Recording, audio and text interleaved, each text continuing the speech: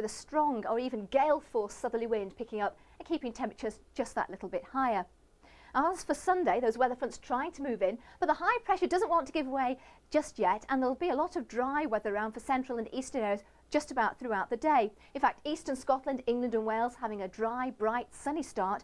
The rain over Ireland and the west of Scotland only slowly making its way further eastwards during the daytime, with a change in the evening to showers in Northern Ireland. The temperatures will be around about the same as those of today, but it'll be just that bit breezier. Bye from me. It's Saturday evening on BBC One. Mark, this isn't funny! The temperature's rising in Superman. Sorry. In the final house party, Stephanie Beacham drops in, John Barnes grabs a grand and Lionel Blair finally gets his gotcha. At 7:15, Jim's got all the answers in another big break. Moral dilemmas, what would you do? Do the right thing at 7:45. It's those birds again at 8:25. Tomato woman. We've had the Oscars, now it's the Academy Awards. That's live at 8:55. And with all the action from 3 top games in Match of the Day at 9:55, that's Saturday evening on BBC One. Don't miss it. And this is BBC One in the South East.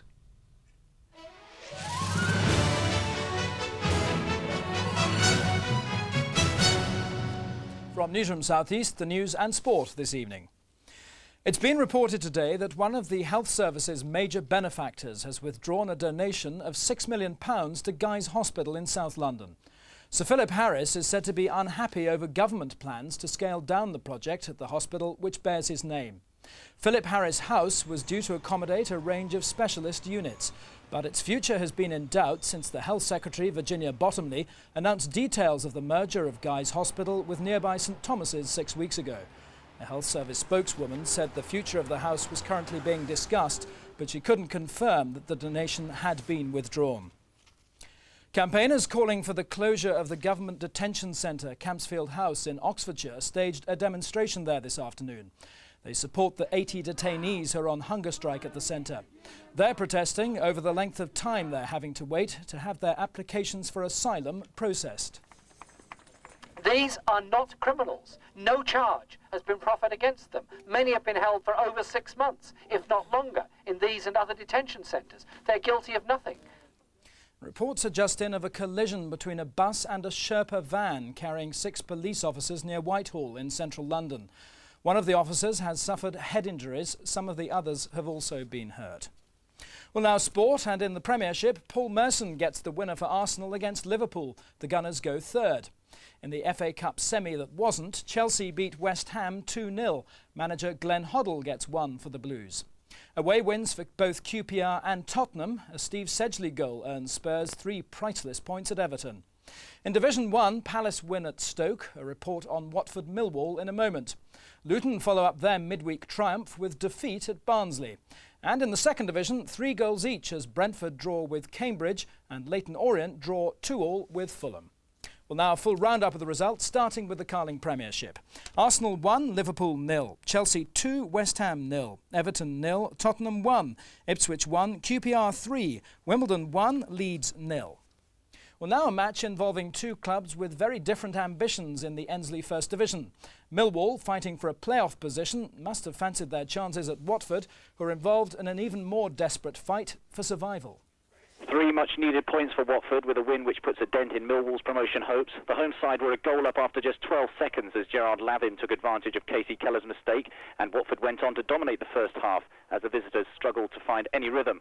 But Millwall staged a second-half revival. There were chances for Mitchell and Huxford, and they had a strong penalty appeal turned down before Watford made sure of the points.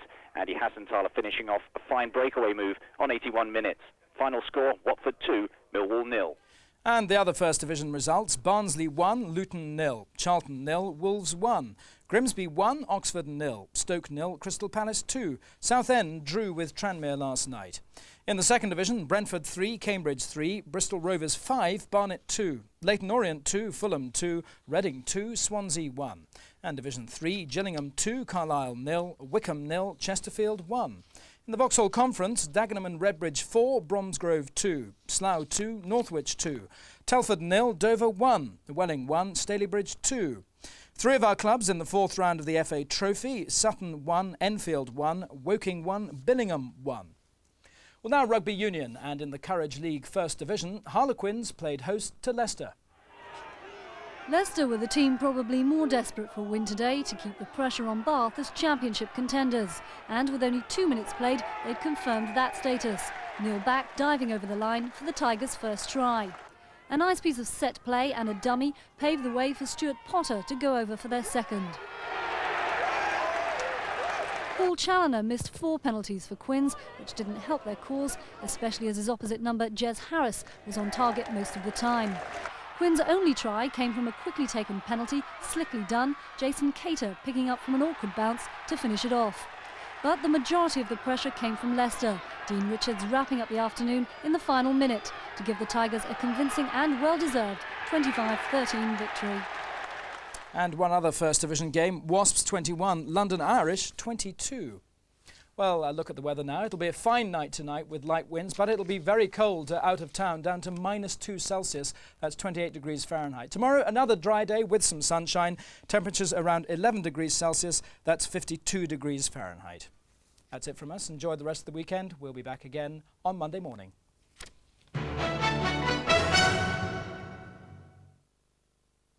He's from the moon. He's brown and wrinkly. He's got Just a couple of minutes for a roundup of the news in the Carlton region in London tonight. The world's greatest DIY trade-in is now on at Do It All. Bring in any old garden furniture and get £10 off any new garden furniture over £70, which makes this Chelwood set just £79.99. Bring in any old mower and get £10 off any new mower, which cuts this down to £124.99.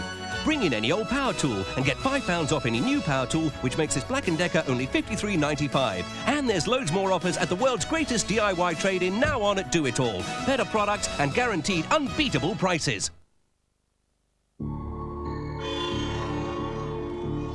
Computer technology enables us to show where back and muscle pain can start. And with Orovale Gel, now available without prescription, you have the power to reach it. Orovale Gel containing ketoprofen penetrates through the skin to work in the muscles and joints, reducing inflammation, providing powerful, effective pain relief. Orovale Gel helps you see the back of pain. New Unifiller from Unibond. Its added adhesive means when it goes in, it stays in. New Unifiller. It won't let you down. Perming colouring can leave our hair dry and dull.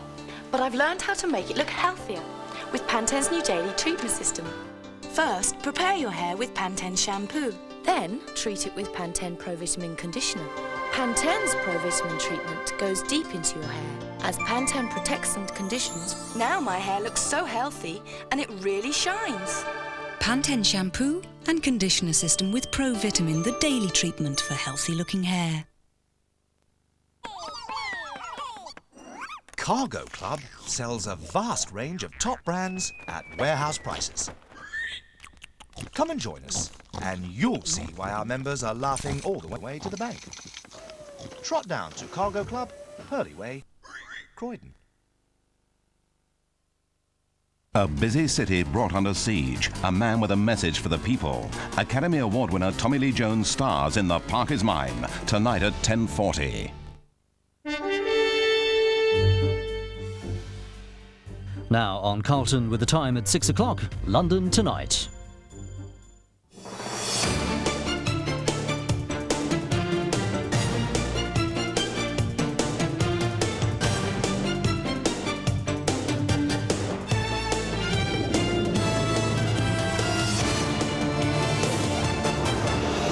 Tonight, abused by her stepfather as a child, she sought revenge as an adult.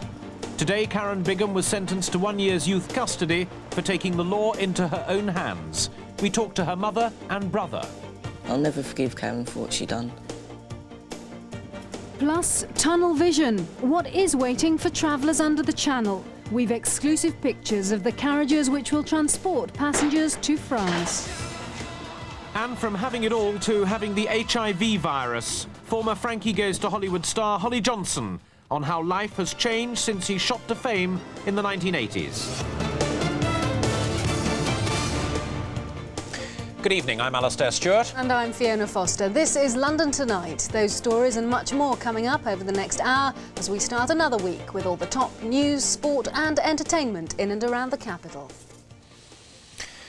Tonight's 6 o'clock report, how a family was torn apart by a thirst for revenge. Karen Bigham was jailed today for her part in killing her stepfather. She'd suffered years of sexual abuse from him and persuaded a brother and another man to attack him. We have exclusive interviews with members of Karen's family, Karen's brother Ross and her mother Terry. They spoke to Simon Harris. Ross Bigham is trying hard to pick up the pieces in his life. At 14, he has every right to feel bitter. He's seen his family torn apart by child abuse and killing. I'll never forgive my sister for what she done. She had a right to hate my dad, but there was no right for her to kill him. Karen Bigham wanted her stepfather dead because he abused her as an 11-year-old, and because when a judge refused to jail Archie Bigham, he did it again, this time to a 5-year-old. Her older brother Paul, who's 18, carried out the killing, stabbing his stepfather several times, egged on by Karen. The Bigham children were once part of a normal, happy family, growing up at Shoebury Ness in Essex. For their mum Terry, the ordeal began 3 years ago when the abuse of Karen came to light. By then, she and Archie had divorced. As a mum, I believe he committed a very wicked crime, and which he paid the ultimate price for. I really do. I really feel that. I'm not quite sure where my feelings are. Terry Bigham believes the biggest strain has fallen not on her 2 children who were charged, but on Ross. He was devastated, he really was. Ross knew about the abuse, and I think that was hard enough for a young lad to cope with in itself. But then to find out that his dad's been murdered by his own brother and sister was... well, it was just awful for him, it really was. Well, trying to balance supporting Ross, supporting Paul and supporting Karen has been one of the hardest things I've ever had to do. Karen is now the mother of a 9-month-old son. Today she arrived at the Old Bailey to be sentenced after being found guilty of aiding and abetting manslaughter. Her brother Paul is already serving 3.5 years for his part. The judge told Karen the law does not allow people to take the law into their own hands. He said, "You are a victim of abuse, but I cannot allow you to be at liberty." He sentenced her to a year's youth custody. Karen Bigham was led sobbing from the dock. With one son and a daughter now behind bars, Terry is wondering what the future holds for her family. Things are obviously never going to be the same. Karen can't come to the house because that would upset Ross, which upsets me, that I can't see my daughter, but obviously I don't blame Ross for that. Ross loved his dad very, very much, he really did. And I'll have to say that Archie was a very good father to Ross. I have to say that. At the same time, I have to say that he was a dreadful father to Paul and Karen. Well, I know what my dad did was totally wrong, and he was ashamed and sorry for what he done. And that's why he went to the therapy, to make sure that he wouldn't re-offend. I still love him. I'll never forgive Karen for what she done. At Shoebury Ness in Essex, this is Simon Harris for London Tonight. And that was tonight's 6 o'clock report, a story of revenge and of a family torn apart. Still to come on London Tonight, staff at Broadmoor say they face serious injury at work because new rules prevent inmates being locked up.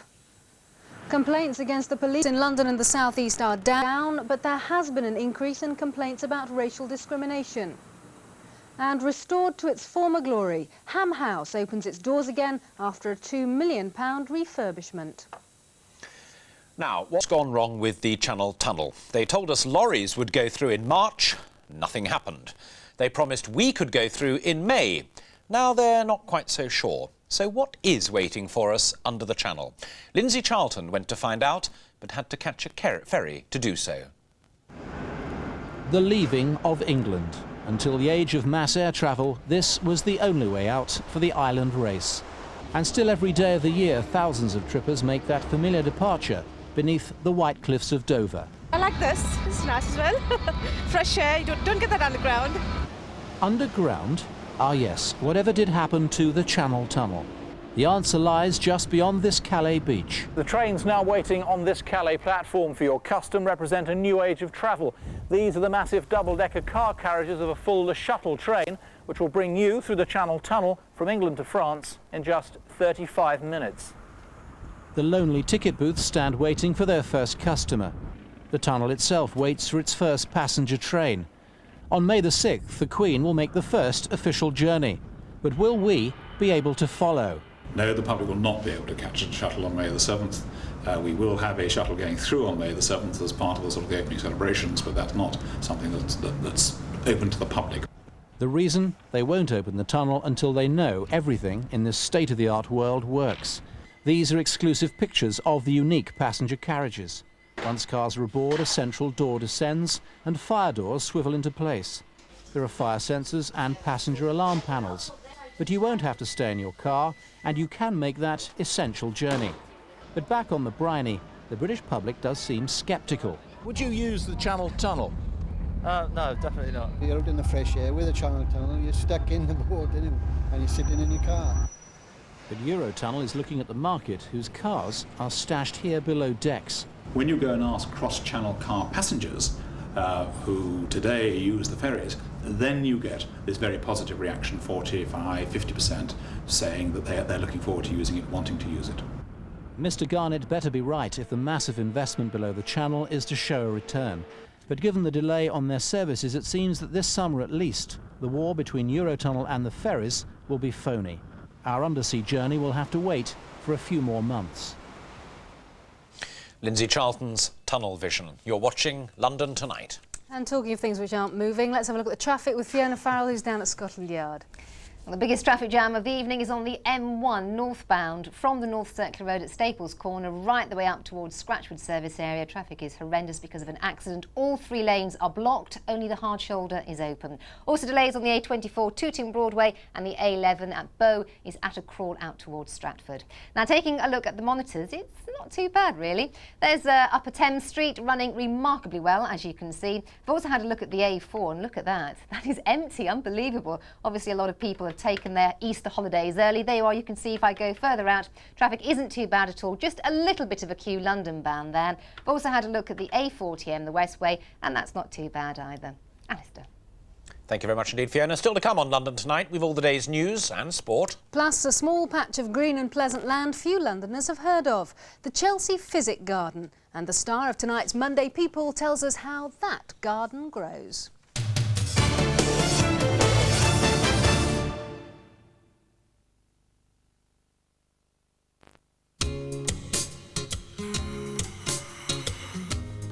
When you see something irresistible, don't you get that urge to bite? Like when you see the soft waves of Viennetta, and you want to sink into that soft ice cream, to discover the crisp layers, just waiting to be bitten. Follow your instinct. That's Wall's Viennetta, soft enough to bite. Sainsbury's fresh whole salmon, prepared and ready to cook, and down to £1.88 a pound. There's no better catch. If you've recently given up smoking, there'll be occasions when you're tempted to have just one cigarette. Trouble is, just one cigarette is often all it takes to get you hooked again. At times like this, it helps to remind yourself why you gave up smoking in the first place. One of the best ways of doing this is to fill a jar with a mixture of old cigarette butts and water. Here's one I prepared earlier. Just open the jar and take a long, deep sniff. Ugh. Excuse me, please. If you want to stop smoking, the Quit line can help. Mr. Johnson to see you. Hello. Welcome to Kenco. Take a seat. I'll make this short. I'm sure we're both very busy. Can I get you a coffee, Mr. Johnson? Do you have decaf? I'll have a look. Right, I'll come straight to the point. Coffee. Thank you. So you didn't have decaf then? No, I didn't. But you did. Kenco Decaffeinated. Everything we know about coffee in a decaf. That's a new Viennetta. Soft and smoother ice cream, thicker and crisper layers. Walls Viennetta, soft enough to bite.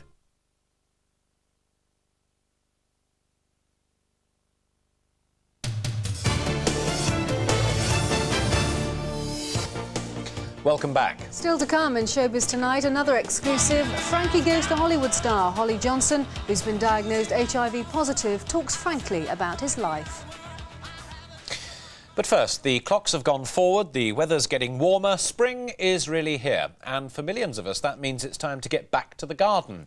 But if you think your garden's hard work, then spare a thought for a woman with a plot far bigger than most of us. In tonight's Monday People, Fiona Oates meets Fiona Crumley. For Fiona Crumley, working in London does not mean sitting behind a desk from 9 till 5. It's behind these walls that Fiona has found a job that many would envy. For the last few years, she's been head gardener at the Chelsea Physic Garden in southwest London. Here, tucked away in the 3.5 acres, is a unique collection of plants, trees and wildlife that few Londoners have heard of. This garden is so unique as a garden. Not only is it a garden which is planted for aesthetic reasons, but we have all sorts of other aims of maintaining a historic garden, conservation of endangered plants, the education of all peoples from sort of 3-year-olds to 93-year-olds. Fiona admits that this garden is her greatest love. Love it, absolutely love it. Passionate about it, done it ever since I left school and can't quite contemplate doing anything else. Each morning at 8, Fiona meets 4 full-time gardeners to plan the day's work. And how far down are we going? Right the way around that bed to the gravel path at the end. Garden overall employs 10 people. We also have a huge number of people who come and act as voluntary guides and man the shop and the information desk. How do people react to you when you say you're a gardener? Quite often they come out and say, well, you don't look like a gardener. And then you have to sort of say, well, what do you expect a gardener to look like? And quite often the people's perception is that gardeners are all about 70 and wizened and bent, which of course isn't the case at all. I'm pretty standard as gardeners go. The Chelsea Physic Garden is the second oldest in Britain. It was founded in 1673 by the Worshipful Society of Apothecaries of London. Their intention was to provide a botanic garden for educational purposes. What interests many people is the myths which surround many of the plants. And I guess the best known of that is the myth surrounding mandrake, which is an important medicinal plant still today. And the myth about it was when you pulled it up that it would scream, and if you heard the scream that you would die. So the way of preventing yourself from dying was to tie the mandrake to the tail of the dog as it ran away yelping, and you had your fingers in your ears. This would prevent you from hearing the scream, and so you remained alive. It's not just the plants that are of special interest. This rock garden is Grade 2 listed, built from chunks of the Tower of London and lumps of lava brought from Iceland. It means the rock garden and the pond will remain to be enjoyed not only by the visitors, but by the abundant wildlife, including rare smooth newts, frogs and toads. We encourage as many toads as possible because they eat slugs, snails, ants, all the sorts of things which gardeners are traditionally battling against. The Chelsea Physic Garden is also home to the English Gardening School, which provides adult education on horticulture, a subject dear to Fiona's heart. There are estimates that 60,000 plant species will be lost over the next 30 years. In this garden we can hope to educate people about the plants, about the habitats that they're growing in. We can also hope to grow some of them in the garden here, which are then used for replanting programmes. And how do you relax? Do you actually have a garden of your own?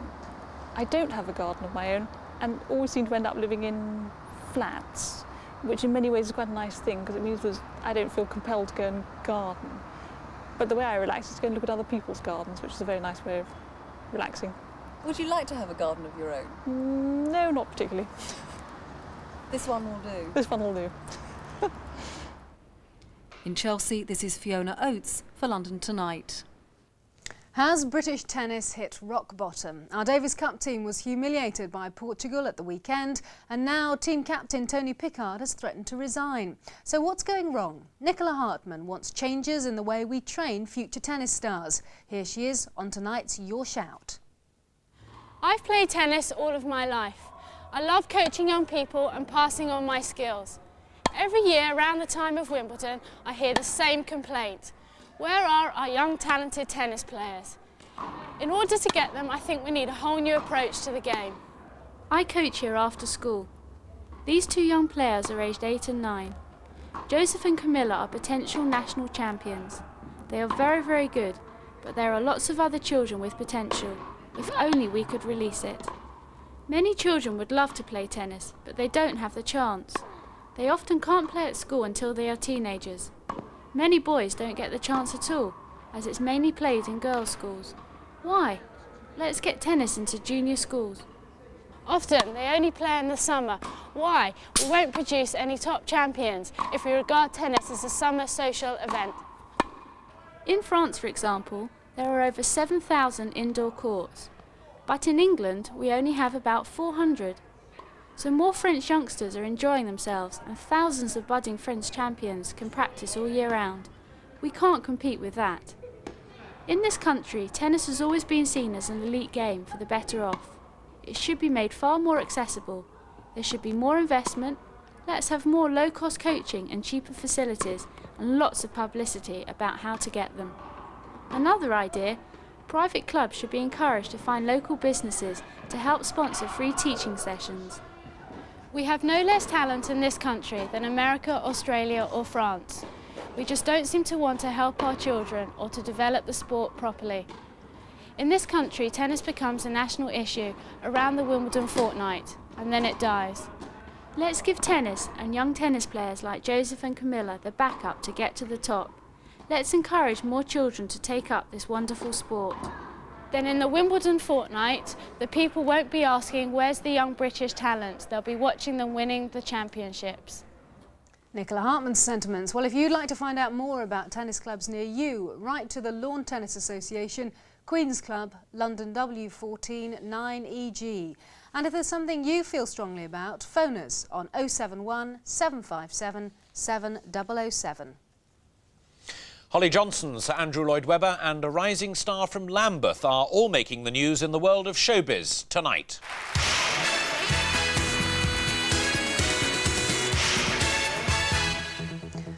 Holly Johnson's life has been nothing if not eventful. He emerged from Liverpool to front Frankie Goes to Hollywood, had their best-selling single Relax banned by the BBC, and then left the band at the height of their fame.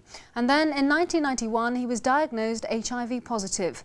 These days his passion is painting, and he chose a meeting at the Anthony Duffay Gallery to tell me why he'd written his autobiography. Well, I thought it'd be a therapeutic experience, really. You know, it was a way of coping with the HIV diagnosis that I'd received. Was it a kind of cathartic experience then? Yes, I didn't really think of it as a commercial exercise. To be quite frank, I didn't think I'd even be around for the publication. It was perhaps an extreme reaction to the news. It was kind of, you know, I better write my memoirs quick. In the 80s, massive selling singles like Welcome to the Pleasure Dome, Relax and Two Tribes brought instant fame and everything that goes with it. Well, it was quite enjoyable initially, but then lots of kind of business harpies descended on us, and it was all of a sudden, you have to go to this accountant's meeting, or you have to go and sign this contract with this lawyer. And that was all terribly tedious for me. You know, that business was never my motivation in you know, being in a pop group or doing anything creative. And the name was a decision made on the spur of the moment? Yes, it was. It was just, you know, a painting, actually, by Guy Peelhart from a book called Rock Dreams, and it was stuck on the wall of a rehearsal room, and we just needed a name, and that seemed to be handy. You've said that you didn't take the news that you were HIV positive very well. What do you mean? I defy anyone to take that news well. You know, I think some people react differently. But I think I probably had a bit of a nervous breakdown, really. You say your values have now changed. In what way? Well, I think it speeds up your agenda in life. You cut away all the unnecessary and superficial aspects of your life and people, and go direct to what you actually want to do and what you want to get out of life. How difficult a decision was it to go public with the news? Well, it was very difficult for me because I'd thought about it for such a long time, and it was such an easy decision to put off, because the longer I didn't have to discuss the subject, I could almost pretend it wasn't happening to me. Your book has a very defiant ending. Is that how you feel about the future? I feel quite optimistic, actually. I think HIV infection will become a manageable disease in the way that diabetes has become a manageable. Whether it will become manageable in my lifetime, no one can tell. I'm very excited by life, and there's so much I want to do and achieve. Holly Johnson, thanks very much indeed. Thank you. Holly Johnson, sweet man and a very sweet dog. That was Funky the poodle. And another rock idol remembers his hell-raising days in a new autobiography launched today. John Lydon, alias Johnny Rotten from the punk group The Sex Pistols, was at a book signing at the Trocadero in Piccadilly. It was a very civilised affair, so unlike his punk days, which created a storm 17 years ago. Sir Andrew Lloyd Webber's roller skating show Starlight Express celebrates its 10th anniversary tonight at London's Apollo Victoria Theatre. It's now the second longest running musical in British theatrical history, behind Cats. Now, it all sounds too good to be true, but Luciana Caporaso has gone from factory hand to pop star and actress. The girl from Lambeth releases her first single next month and made her TV debut in ITV's detective series Anna Lee last night. Rachel Friend reports.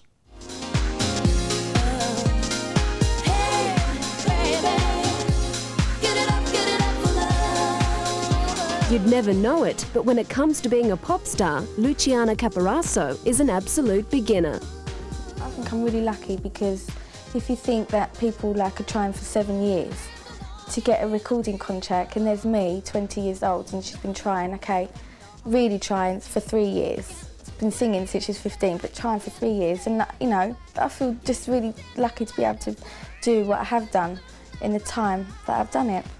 At just 20, Lucky seems to be Luciana's middle name. With the record deal came the chance to work with some of the industry's most seasoned musicians. It was really nerve-wracking, because I've never done it before, and I went into the studio and I was working with all these great musicians, like George Michael's drummer, George Michael's guitarist, and I was in awe. In fact, Luciana performs best when she's thrown into the deep end. She made her television acting debut over the weekend on the detective series Anna Lee.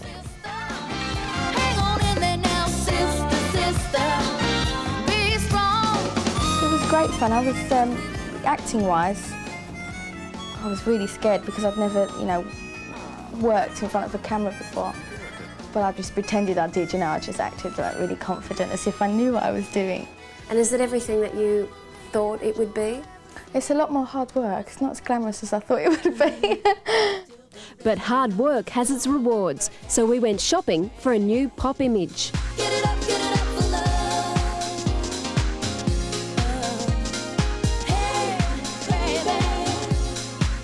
I'll concentrate on the music, first and foremost, and then, as I said before, if Mel Gibson, needed someone to put oil on his body or something, then I'd do that. That'd be great.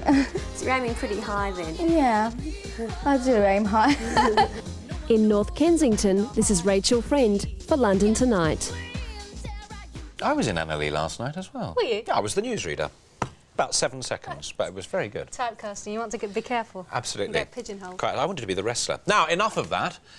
We talked about spring being here a little earlier, and you're going to pop our balloon, aren't you? Ish. Spring's here-ish, yeah. It's not such good news for the holiday weekend. I think we're going to have a brief respite on Thursday where it might be brighter, and then again on Saturday, but the rest of the time is going to be pretty much like today's rather dingy weather. Now then, it's all due to a lot of cloud that's hanging around. Let's crack on with that satellite photograph. There's a line of cloud tomorrow. It's going to be stretching from Norwich down to the Bristol Channel. South of that, it's going to remain very, very cloudy indeed. There's a front sort of wobbling around along the English Channel here, and it's going to stay very much in place, certainly until Wednesday, when things will move away a bit, and that will allow some better weather to come in on Thursday. But behind that, there's going to be another front, and that's going to come in with more rain on Friday. So what are we in store for tonight? There you are. It's sort of like today's kind of weather. You know, there's a lot of cloud around and the possibility of light rain as well. Those winds are coming out of the southwest, hence they're very mild and moist, but up to about 20 miles an hour. And the temperature's quite mild as well tonight, up to a high of 10 right inside of London, that's 50. Elsewhere about 8 or 9, very much at the upper 40s. What's happening tomorrow morning? Well, I can't really give you that much of an improvement. Very similar to today's sort of weather, cloud around and light rain as well. And the further south you go, there's even the possibility of quite a lot of mist lurking around. Temperatures in the morning, 11, 12, so that's a high of 54. Those winds are still out of the southwest, dying down a little bit, not really much noticeable difference. In the afternoon then, the same sort of picture. I make no apologies about it. It's going to be very grey, and there's going to be quite a lot of light rain around every now and again. You can see top temperature up to 14. That is 57 degrees Fahrenheit. Alistair. Slightly deflated, but not suicidal. Tricia, thank you very much indeed. Now, it's just coming up to 6:28 and time to take a look at the main news of the day.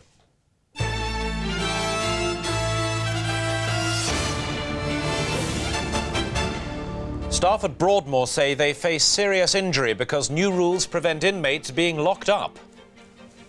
Complaints against the police in London and the South East are down, but complaints about racial discrimination by officers are up. And restored to glory, Ham House opens its doors again after a £2 million refurbishment. Staff at Broadmoor said today, "We're risking serious injury every time we go to work." They blame a new open door policy at the top security hospital in Berkshire. It means dangerous patients cannot be locked up. Phil Bales has this report. It houses some of Britain's most dangerous killers. Among Broadmoor's patients are the Yorkshire Ripper Peter Sutcliffe, gangster Ronnie Cray and several mass murderers. Broadmoor's a hospital, but nurses here say the patients' interests are now being considered at the expense of the welfare of the staff. The nurses, who belong to the Prison Officers Association, say they've suffered horrendous injuries in the past month because they're no longer allowed to calm violent patients by locking them in a cell. Instead, the door has to be left open, with the patient left to calm himself. In the month of February, the hospital's own figures show 34 members of staff were attacked. One of the worst attacks was on a member of staff who was bitten so badly that he was off for some weeks, and that was by a patient who attacked him with a chair initially, landed on him, and then started to bite into his back and tore the skin away. It's the authority responsible for all of Britain's special hospitals which says patients should now be secluded as little as possible. But at Broadmoor, nurses are refusing to accept new rosters because they claim they will put them at even greater risk of attack.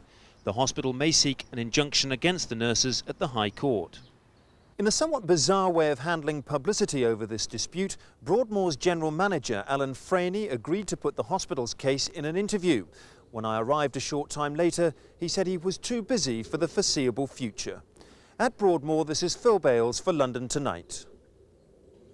Complaints against the police in London and the South East are down overall this year, but figures published by the Police Complaints Authority this morning show a small increase in complaints about racial discrimination by officers. Annabel Hackney has this report. We're watching you, racist in blue! We're watching you, racist in blue! We're watching you! An extreme view of the Metropolitan Police from the left-wing Workers Against Racism, protesting today outside the press conference where the Police Complaints Authority unveiled new figures on the number of cases taken up against police forces. In the Met, there were 4,721 complaints, a drop of 490 from last year. In the other forces in the South East, there were 2,081 complaints. That's a drop of 12 over last year. Allegations of racism in the Met have gone up by 7 cases since 1992. And in spite of protests about cases such as Joy Gardner's death while being deported, John Cartwright, who sits on the PCA, says things are changing in the police. I think there are perceptions of an old-style police culture, the canteen culture as it's often called. I think that is changing. One of the things which I've found very encouraging as a comparatively new member of the authority is the number of police officers, particularly younger police officers, who are willing to give evidence against colleagues when they see behaviour which they do not regard as acceptable. But today's report showed that only 4% of racial complaints resulted in police officers being disciplined. It makes some bypass the PCA altogether. What in reality is happening is that more and more black people are now taking it upon themselves to sue the police for wrongful arrest rather than taking other course of action about complaining to the police. But here at the Met's headquarters, they say the low increases mean they've made great strides in eradicating racism within their ranks.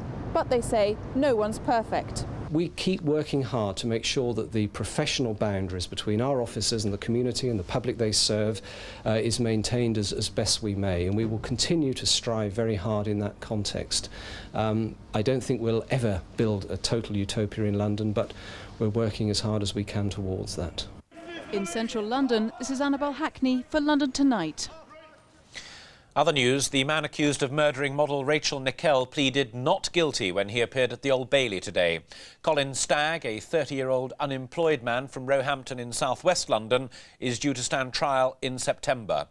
Rachel, who was 23, was found stabbed to death on Wimbledon Common in July 1992. And detectives investigating the murder of a woman whose body was dumped on the M25 arrested 2 people today. The body of Ayang Olieto, a 31-year-old hotel worker from King's Cross, was found by council workers near Langley in Berkshire last month. She'd been strangled. A 24-year-old man and a 27-year-old woman were arrested in London this morning. The High Court told 2 women they can stay free on bail until they're extradited to America to face murder plot charges. But Susan Hagan, a Hertfordshire aromatherapist seen here on the left, and Sally Croft, a London accountant, must surrender to authorities at Gatwick Airport next week. They were once followers of the Bhagwan Sri Rajneesh, a controversial cult leader who was based in Oregon. They're accused of plotting to kill an American attorney who was investigating the cult. London got a stark warning today. It faces an all-or-nothing battle if it's to reverse a decline to the bottom of world cities status. Who says so? The highly respected independent research body, the Henley Centre. Our business correspondent Paul Larsman joins us live now. Paul, what was the gist of the Henley Centre's report? Well, Fiona, I think the Henley Centre was trying to look at London as if it was one great big gigantic business and identify what it offers to potential investors and what in fact it lacks. On the negative side, things like a skilled workforce which might persuade foreign firms to set up factories over here, something called transport connectivity, where they say is the high-speed rail link going down to Dover. We've got great airports, why don't they link up better with the rail network, which they don't do over here. Also, perceptions abroad, crime. We're far ahead of a lot of other capital cities in things like burglaries, which is obviously bad news. There was, on the plus side, London First's inward investment agency was described as a step in the right direction, but only a very small step, I'm afraid. Germany, you have powerful chambers of commerce doing this sort of work with multi-million-pound budgets. Even in the other parts of the UK, the development organisations in regions tend to have larger budgets than £3 million. So while it's helpful, I think in terms of resourcing a very proactive programme worldwide, it's not going to go very far. Well, the Henley Centre made passing reference to Docklands in their report, saying that it's really the only part of London now which can offer a lot of top-quality office space, but they say that it's held back a lot by the transport infrastructure. Today, there was an improvement in that department, albeit a relatively small one. Sam Green reports. The train now arriving at Platform 3 is 15 months late. A catalogue of problems delayed the opening of the latest section of the Docklands Light Railway, but now it's arrived, Environment Minister John Gummer is proud of the £280 million project. We've got something that is way ahead of what many other people have got. I mean, it really is a very remarkable line, which others will be coming now to copy us with. That's how Britain ought to be. Local residents took the opportunity to ask Mr Gummer for more help for the Beckton area. We need a new secondary school for afternoon way. That's right. The Education Department continually put in bids and they're knocked back by the government. So the MP for the area, Nigel Spearing, says the new line is not enough. Well, it's come late and helped us out, but of course you've got to have other things apart from railways and homes. And we've got 10 primary schools searching for 2 secondary schools which are not here. The line will only run a limited service to begin with, but locals get a fortnight's free travel. For those who will use the train, it's a welcome arrival. Oh, it's lovely, yeah, it's really good. It's going to make life a bit more convenient for you? Yeah, a little bit, yeah, it will do. I think it's great. Making life a bit more convenient, is it? Definitely, it will do, definitely fast. Yeah. Makes it a bit easier to get around in here. Very nice. Shopping. For the communities served by this new line, it's a vital link to the capital's transport network. But for some, its late arrival and limited service at first tarnish the opening. On the Docklands Light Railway, this is Sam Green for London Tonight. Paul, was there any mention today of a revival of a strategic elected body for London, a son of GLC, as it were? Well, the Henley Centre were very careful not to get involved in that sort of political hot potato, although they did say things like we need better strategic planning and coordination, which could be a form of code for the GLC. On the other hand, the Association of London Authorities, which commissioned this report, were very straight. They said, yes, we do need an elected authority and we need it now. Paul Larsman, thanks very much indeed. And from the potential future to the confirmed past, and one of the country's finest 17th century mansions reopens to the public this week after a £2 million refurbishment. Ham House at Richmond has been fully restored. Vince Rogers paid a visit. The public haven't seen the inside of Ham House for 2.5 years. The National Trust closed it for renovation and refurbishment. They've spent millions on it because they say it's one of the most important 17th century houses in the country. And soon the doors will be open again to visitors. I hope that actually they won't notice a lot of what we've done. We have actually redecorated 2 major spaces in the house, the hall and the staircase. But elsewhere we've been toning down white ceilings, for example, and bright gilding, and giving a better colour to floors.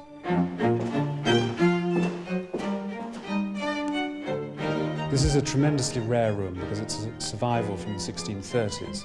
There are very few rooms that survive in this state of preservation from that date.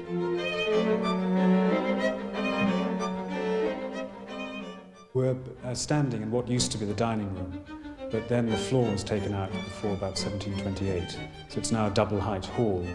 And it's one of the rooms that we've completely redecorated. We think it works. We're pleased with the way the decorations come out. The house opens to the public on the 30th of March, but the National Trust think it'll be so popular they warn people specifically not to come at Easter. They expect to be completely overrun. At Ham House, this is Vince Rogers for London Tonight. Worth a visit? I'm so sorry, I didn't realise you were going to comment then. It wasn't. Do, what were you going to say about Vince? Look at it, no. It's really not worth it. Sorry, I've been away for a week. We're not quite back to theme yet. Sorry about that. Still to come on London Tonight, we have the day's national and international news. Also, are electricity cables a health risk? Judges give families the go-ahead for a legal battle. Plus the day's sport, and get ready for a basketball bonanza. It's the launch of the NBA 3-on-3 London Tonight games.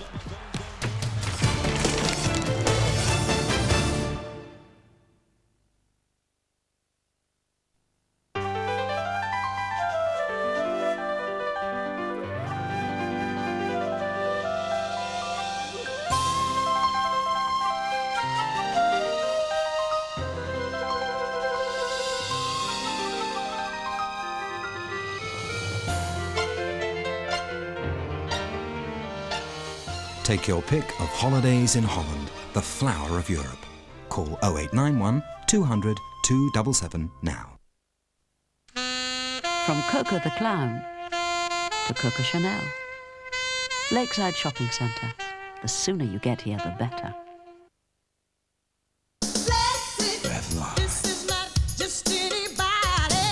Flex with silk protein. Beautiful. Healthy looking. Exceptional. Shine. Flex by Revlon.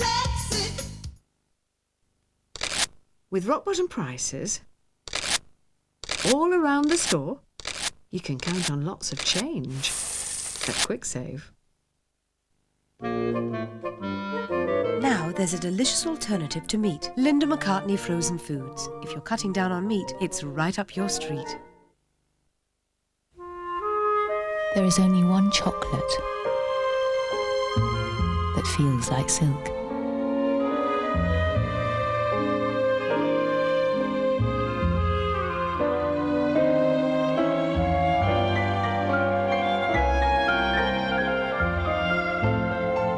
The experience is silk. The chocolate is galaxy. KLM has 8 flights a day from Heathrow to Amsterdam. Relax in business class comfort all the way to the flower of Europe. KLM, the reliable airline.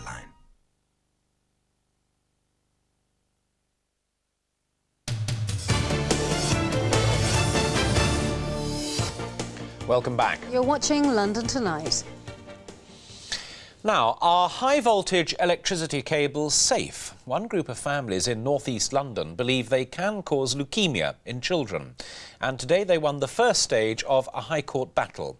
But it could be a long battle. We've taken on a fight. We're going to try and see it through to get our children and the children in the area living in a safe environment. One mother's fighting talk to protect her son and his future. And although he's only 6 years old, Lloyd clearly understands why he's there. The electric cables could go, they're underground and they could give you cancer. An hour later, and they've overcome the first obstacle in their fight for a judicial review. Lloyd and more than 100 families live in the path of the new electricity lines, which stretch for 6 miles underneath a densely populated area of north-east London. The families argue that Secretary of State Michael Heseltine failed to properly regulate the installation of the cables and say the levels of electromagnetism are dangerously high. What worries me most is that here we have a Secretary of State who is effectively playing Russian roulette with the lives of these children.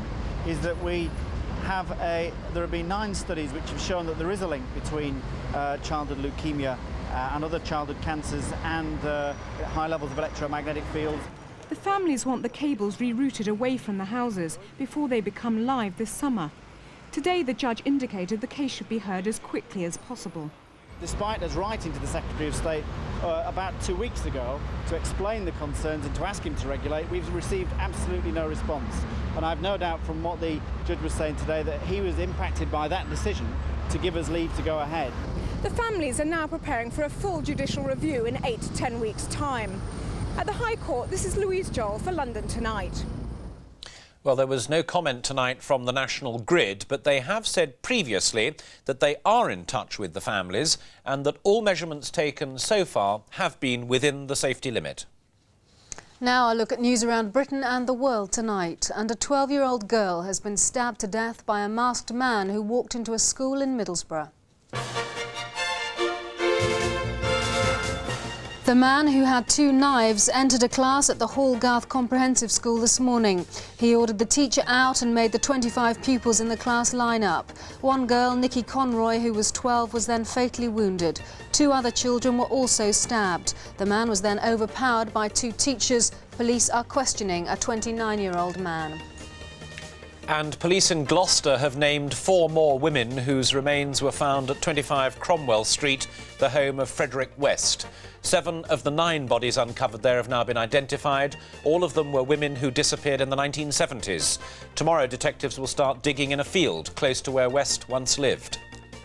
Abroad and in South Africa, up to 16 people are feared dead after gunmen opened fire on Zulu marchers at an election rally in Johannesburg. The African National Congress said guards at their headquarters opened fire when an attempt was made to storm the building. In America, rescue workers are still searching for bodies after violent storms ripped through southern states, killing at least 41 people and injuring dozens more. The town of Piedmont in Alabama was worst affected. 19 people died there when a tornado hit a church full of Palm Sunday worshippers.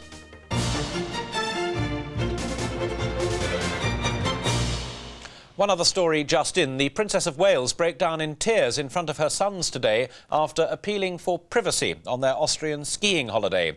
Reports say she began to cry, asking a group of photographers what more they wanted from her. The incident took place in the village of Zures, 5 kilometres from Lech, where about half a dozen photographers had gathered. Now, a departure at Craven Cottage. With that and the rest of the sports news, here's Nick Clark. Yes, that's our first story tonight. The surprise sacking of Fulham's manager Don Mackay. Fulham announced within the last hour that Mackay has left the club but gave no reason why. His assistant Ray Lewington takes over as caretaker manager. Mackay was under pressure all season, largely because of the Cottagers' poor form early in the campaign. But recently they've climbed up the table, holding Orient to a draw as recently as Saturday. Arsenal arrived in Paris tonight with a familiar question mark over their lineup in the European match that they play tomorrow night. And will Ian Wright play? He might be the Gunners' top hotshot, but he was left out of their last 2 European Cup Winners' Cup away trips. But George Graham dismisses reports that he'll drop Wright for tomorrow's semi-final first leg against Paris Saint-Germain as a wind-up. Boxing now, and Chris Eubank tonight criticised the King's Hall Belfast as being too small to stage the rematch with Ray Close for his WBO super middleweight title in May. He said an 8,000 crowd was inadequate for someone of his fame and demanded a football stadium instead, as Graham Miller reports. Close and Eubank boxed out a draw 1 year ago. A right uppercut floored Close in round 11, and that maintained Eubank's unbeaten record. He said he hadn't prepared properly last year, but with a £1 million purse for this match, he claims he's now in tip-top condition. It's all a matter of negotiation, and the negotiations now are obviously correct. I mean, you know, the money is right, the time is right, and it's going to happen. Do you have a fear that perhaps Ray Close will be the man to end your unbeaten run after pushing you so close the last time? Sure, yeah, but not because he's Ray Close. This is any fighter. Every fighter gets this respect. This is what keeps me on top of my game. Eubank says he'll complete his training at home to ensure his fitness. He won't return to Belfast until just before the fight. This is Graham Miller for London Tonight. Now, there's an extra prize on offer for the winners of this year's London Marathon on April the 17th. A 5-foot-tall real silver trophy that's worth around £30,000. Edwardian silversmiths crafted it 85 years ago to satisfy marathon mania. The London Olympics of 1908 had just established the distance. Last year's men's champion Eamon Martin has only ever run one marathon. Can he do it again? Well, of course I can repeat it. I mean, it's not going to be easy, and I think any sport to defend a title is probably harder than to win it the first time, and that certainly goes in a marathon. I mean, I'll probably be named as favourite because I'm British, because I won it last year. Race coordinator Dave Bedford today confirmed the controversial Chinese athletes will compete, so the women's marathon record looks set to be smashed. There have been suggestions, allegations about drugs in the past 12 months. I don't believe there's any truth in it. I know that they've been tested on a very regular basis. The IAAF have tested them, their own sports bodies have tested them, and there is absolutely nothing to show at the moment that they are doing anything that is illegal. OK, basketball fans reckon it's Britain's fastest growing sport, which might explain why tonight half of Oxford Street's been brought to a standstill for the launch of the basketball event of the year, the Converse NBA 3-on-3 London Tonight Games. And after this little trick, which she performed a little while ago on London Tonight, there could only be one reporter for tonight's assignment. So joining us now live is Rachel Friend. Take it away, Rachel.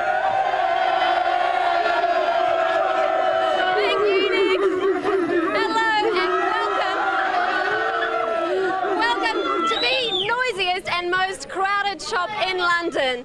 At the moment, I think we've got about 300 people packed into the Cobra Sports Shop. At the moment, we're live broadcasting with Kiss FM radio. We've got computer games. We've got some of the British basketball champions here with us, and it's all because they're all here for the launch of tonight's 3-on-3 NBA championships. Because of course, basketball is the hippest game of the moment. And in case you're still wondering why, here's a couple of slam dunks, jams. What else do you call them, guys? Whatever. Here's a look at the game.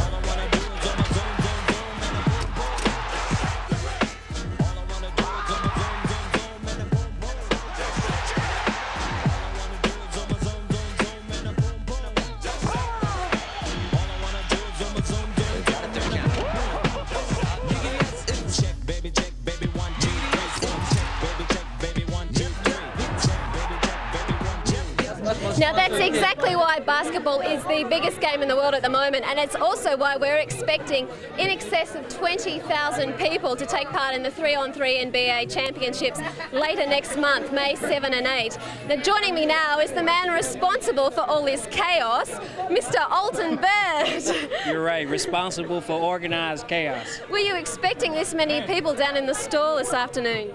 We were expecting quite a few. Basketball is very popular. It's gone past fashion, and what we're trying to do is encourage people to play the game. We've been very lucky to have everybody's support, literally from Converse to Texaco to the London Docklands Development Corporation. So it's going to be brilliant, a brilliant event. It's going to be brilliant. And standing on the other side of me are a couple of other basketball champions. Now, are you going to be down at courtside? Definitely. It's going to be a great weekend of basketball. I've got my team formed. I'll be out there for sure. What about you?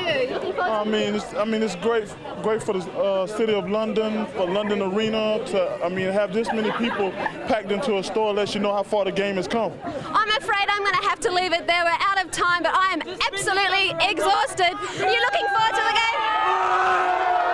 Well done, Rachel. Organised chaos there is the phrase, I think. Now, if you'd like to enter the NBA 3-on-3 games on May the 7th and 8th, well, it couldn't be easier. Once you've found a team of 3, you just pick up the phone and dial 0891 665544. That's 0891, excuse me, 665544, and we'll send you an entry form. And what's more, there's a trip for 2 to Amsterdam on offer for one lucky entrant picked at random from the phone line.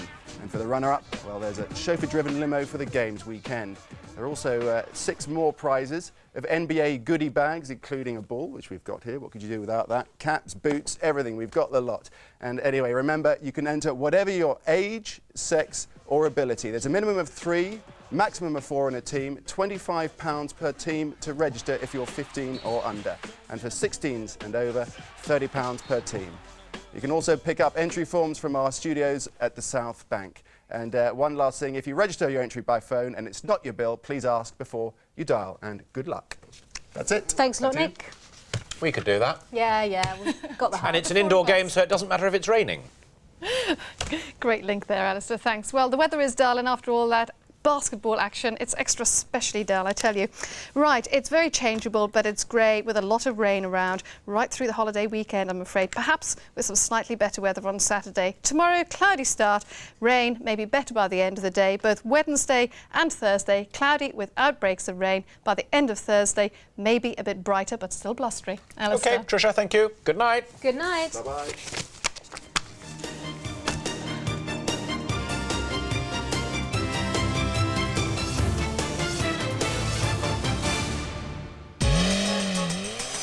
Now, Drive Guide, brought to you in association with Direct Line Insurance.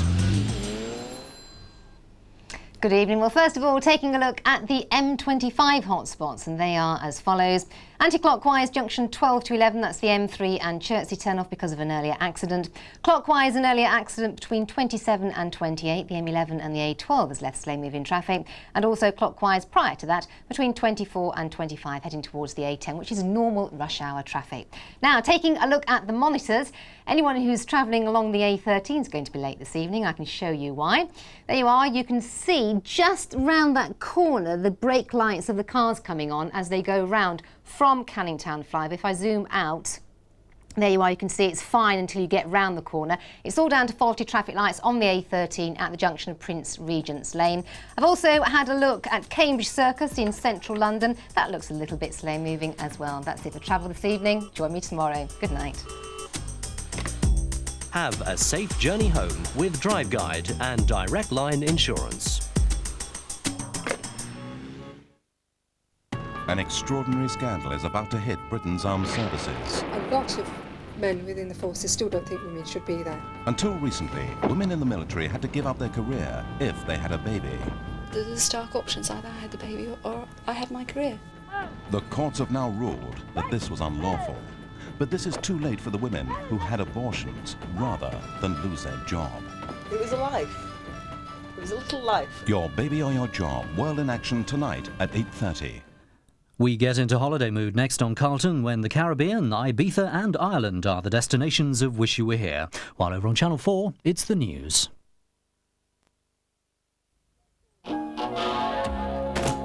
She walked into his life and hit like a whirlwind. she wasn't what he expected, and nothing could ever be the same again.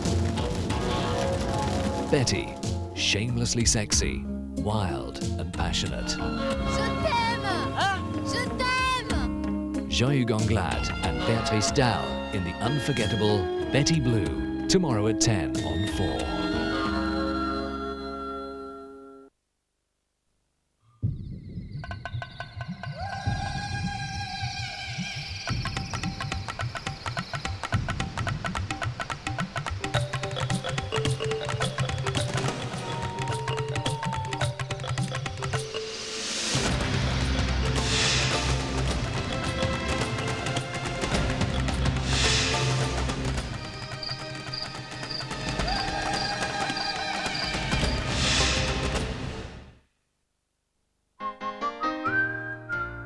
Go on, keep moving.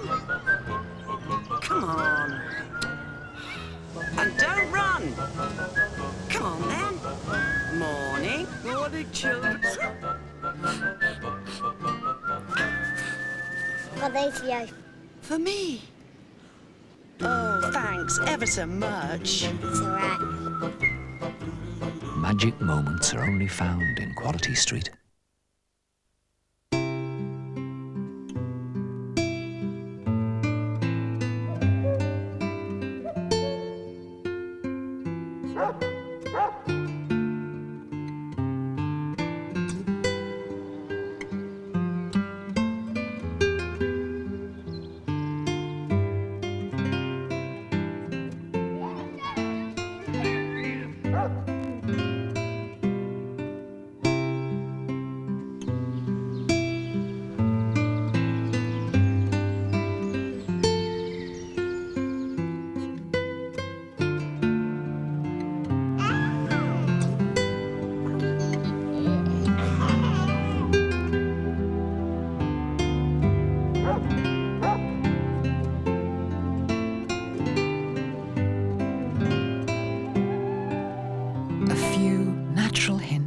From Dulux.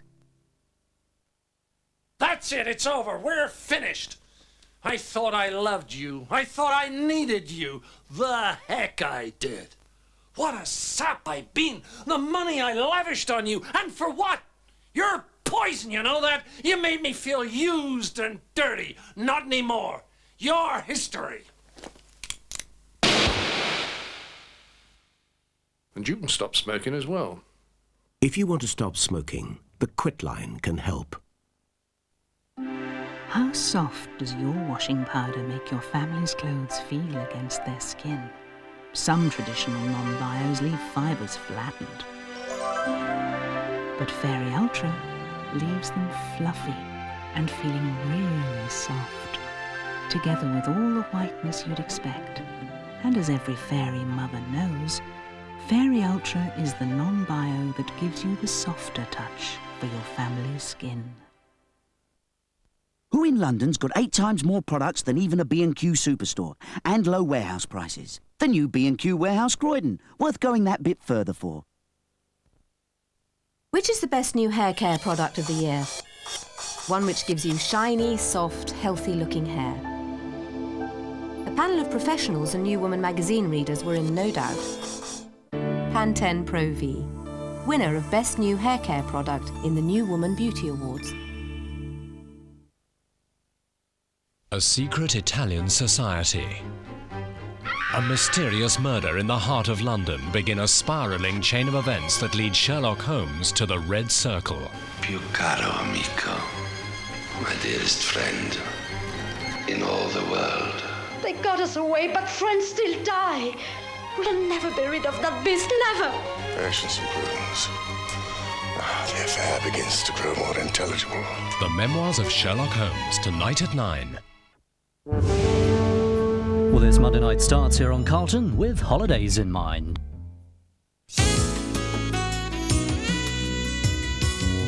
Ladies? Yes. Right, okay, let's start the first battle. Get going. Straight in.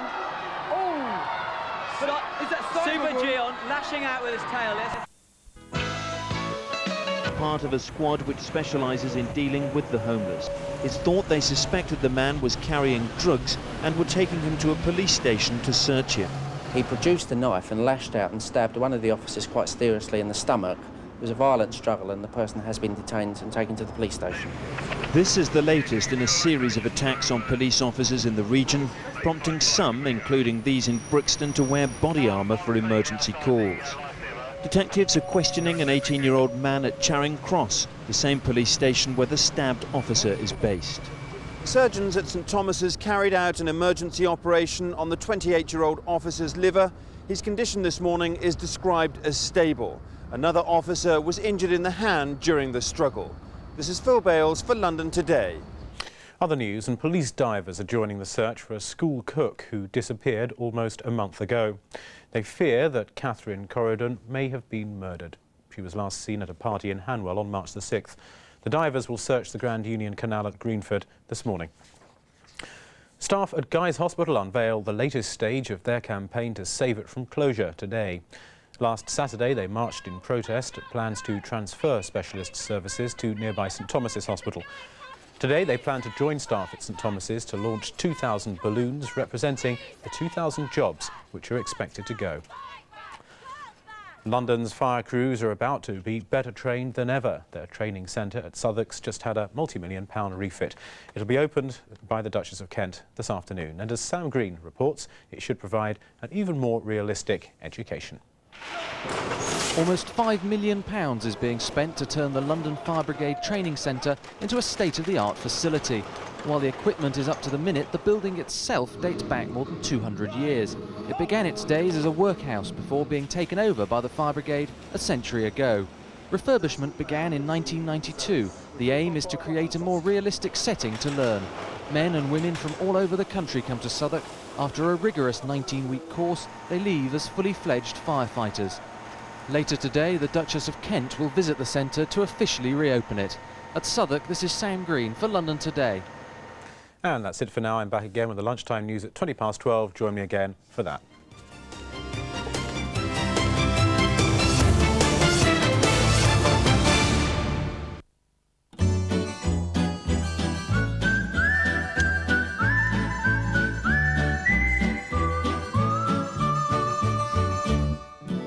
Staying dry and quite warm today with some sunshine. Top temperature 15 Celsius, that's 59 Fahrenheit, in a light breeze.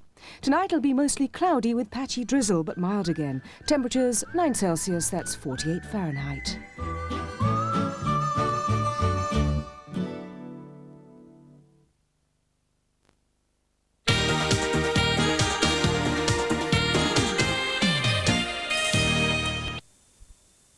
He says his principal aim is to lead Wolves, currently 13th in the First Division, into the Premiership. Would you please welcome our new manager, Graham Taylor. After failing at what he once called a stupid job, managing England, a uniquely challenging one for Graham Taylor. The task, reawakening the near-comatose giant that is Wolverhampton Wanderers, a club that, thanks to its benefactor Sir Jack Hayward, now has a stadium befitting its rich and glorious history, but with a team languishing in the First Division. I am the manager of the Wolves, I'm one of you, and together now what we're in the business of is putting this club back into the Premiership, and then when we've done that, making it one of the biggest, if not the biggest club in the country. A predictably ambitious comeback plan from a man who, since he resigned after England's dismal failure to qualify for the World Cup finals, has kept such a low profile as to have been almost invisible, save for an appearance in a TV advert with a self-mocking reference to the colour of the shirts worn by the opponents who did qualify, Holland. What colour would you like the tracksuit? Orange? Do I not like orange? Ironic really, since Wolves play in what most people would call orange, though officially it's old gold. Whatever, the team, despite having cost millions, hasn't lived up to the shirt's proud traditions. Though Taylor does have a good record at club level with Lincoln, Watford and Aston Villa, his underachievement with England means many Wolves fans will have to be won over. And the new manager will be under immediate pressure from supporters who've had to endure 10 years out of the top flight. And do they not like that? Kevin Geary, BBC News. And the next national news is the 9 o'clock news, but that's all from us. Good evening.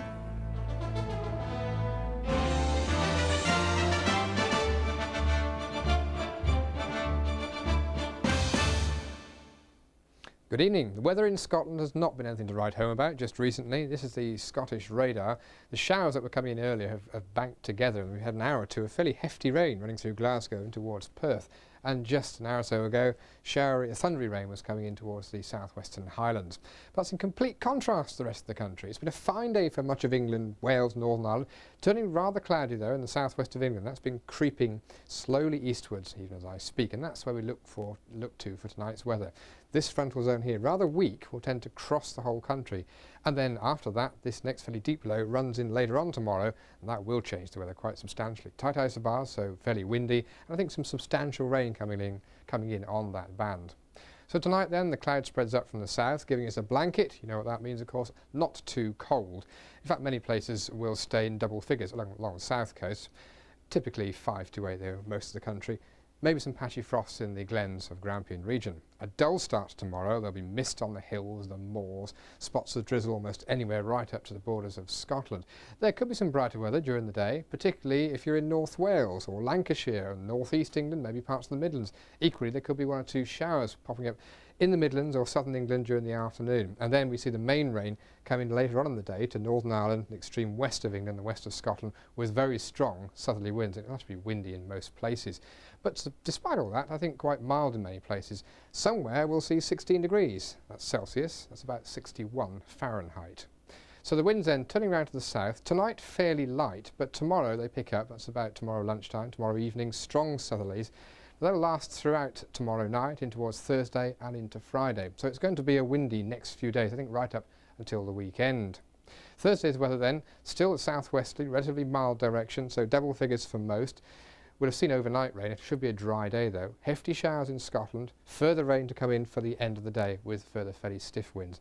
Into Friday, still double figures, fairly dry day once again with showers, the heaviest in the north and the west of the British Isles, and a brief glimpse, although it's not necessarily certain, a brief glimpse of the weekend sees it turning colder.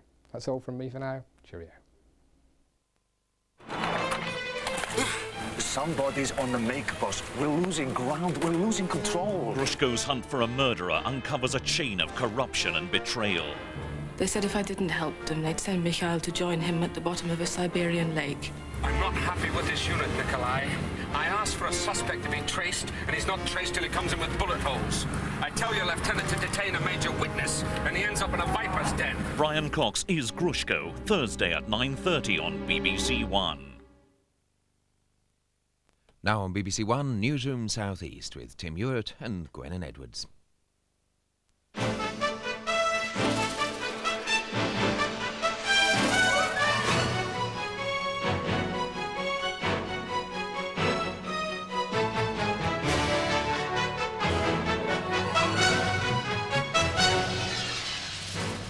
A light at the end of the tunnel on the Misery line. London Underground will lease 100 new trains for its most criticised route.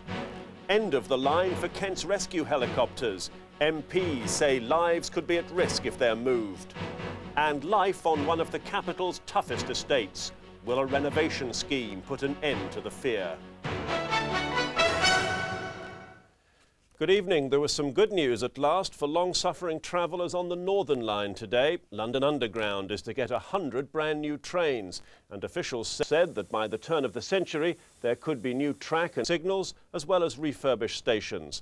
The trains will be bought under a leasing scheme announced by the government, but it'll put 170 maintenance jobs at risk. Here's our transport correspondent, Simon Montague. The Northern Line has long been known as the Underground's Misery Line, with some of the oldest trains on the tube network. Most have been around for 35 years and are now at the end of their working lives. Long-suffering passengers welcome today's news. I think it's a really good idea. I mean, the new trains that they've introduced out on the Central Line have been much better and quite graffiti-free, which has been nice. I noticed that Northern Line trains are a bit grubbier than other trains on the system, and it would be welcome to see them cleaned up and improved. Pressure for London Underground to be allowed to spread the cost of buying new rolling stock by leasing it over 20 years came from train manufacturer ABB. The company is due to complete an order for new trains for the Central Line this autumn, and without other orders, 600 jobs are at risk. I've been discussing this matter with my colleagues in the Treasury. We've been discussing it with London Underground and with ABB. ministers and officials. We've done a great deal of work on it. I'm absolutely delighted that we've been able to come to this point where we are now confident that the specifications that we will require can be met. It's sad really, isn't it, that it's taken so long and that the government have turned the whole thing into such a drama, because they themselves recognised 2 years ago the investment was necessary, and if they'd provided it as and when they promised it, we'd actually have decent rolling stock on the Northern Line now. Because of cuts in government spending, modernisation of the Northern Line had, until now, been shelved indefinitely. Today's deal to replace the fleet of more than 100 old trains is worth around £450 million. But to get the full benefit of the new rolling stock, another £500 million has yet to be found to modernise the rest of the line. Rolling stock is only one element in the customer journey. We will need a new signalling system. We will need to refurbish and upgrade many of our stations. We will need to maintain our existing infrastructure, our track. But most importantly, is a new signalling system. The jobs of 170 staff in Northern Line depots are now also in doubt. That's because the company eventually chosen to supply new rolling stock will also be responsible for maintaining it. It's not yet known whether they'll take on the Northern Line workforce. Nevertheless, the decision to lease new trains represents a major boost for the government's initiative to get private companies to invest more in the region's public transport systems. Simon Montague reporting, and the government's been talking up its plans for a better London today. The Environment Secretary John Gummer has come up with a list of proposals to improve the quality of life. Labour dismissed it as all talk and no action. We'll hear from the Minister himself in just a moment. Mr Gummer asked Londoners for their views when he launched a questionnaire about life in the capital last November. Today's proposals include a litter league table of London boroughs. 60% of those who responded said they were unhappy about rubbish on the streets. There'll also be a discussion paper on improving air quality. There was concern about the level of traffic and pollution. Plans to revitalise the River Thames between Hampton Court and Greenwich are to be commissioned. Other proposals include a feasibility study for cycle routes along the river and walkways across London down to the Thames. No new money has been announced to fund these projects, and both Labour and the Liberal Democrats see the proposals as little more than window dressing. I think it's a pipsqueak of a response. The real way to find out the views of Londoners is to have an elected strategic authority taking the major decisions for London and speaking up for Londoners. There are things like making sure that most of the buses stay red, which everybody's pleased about, realising that we need clean parks and streets, which we know about.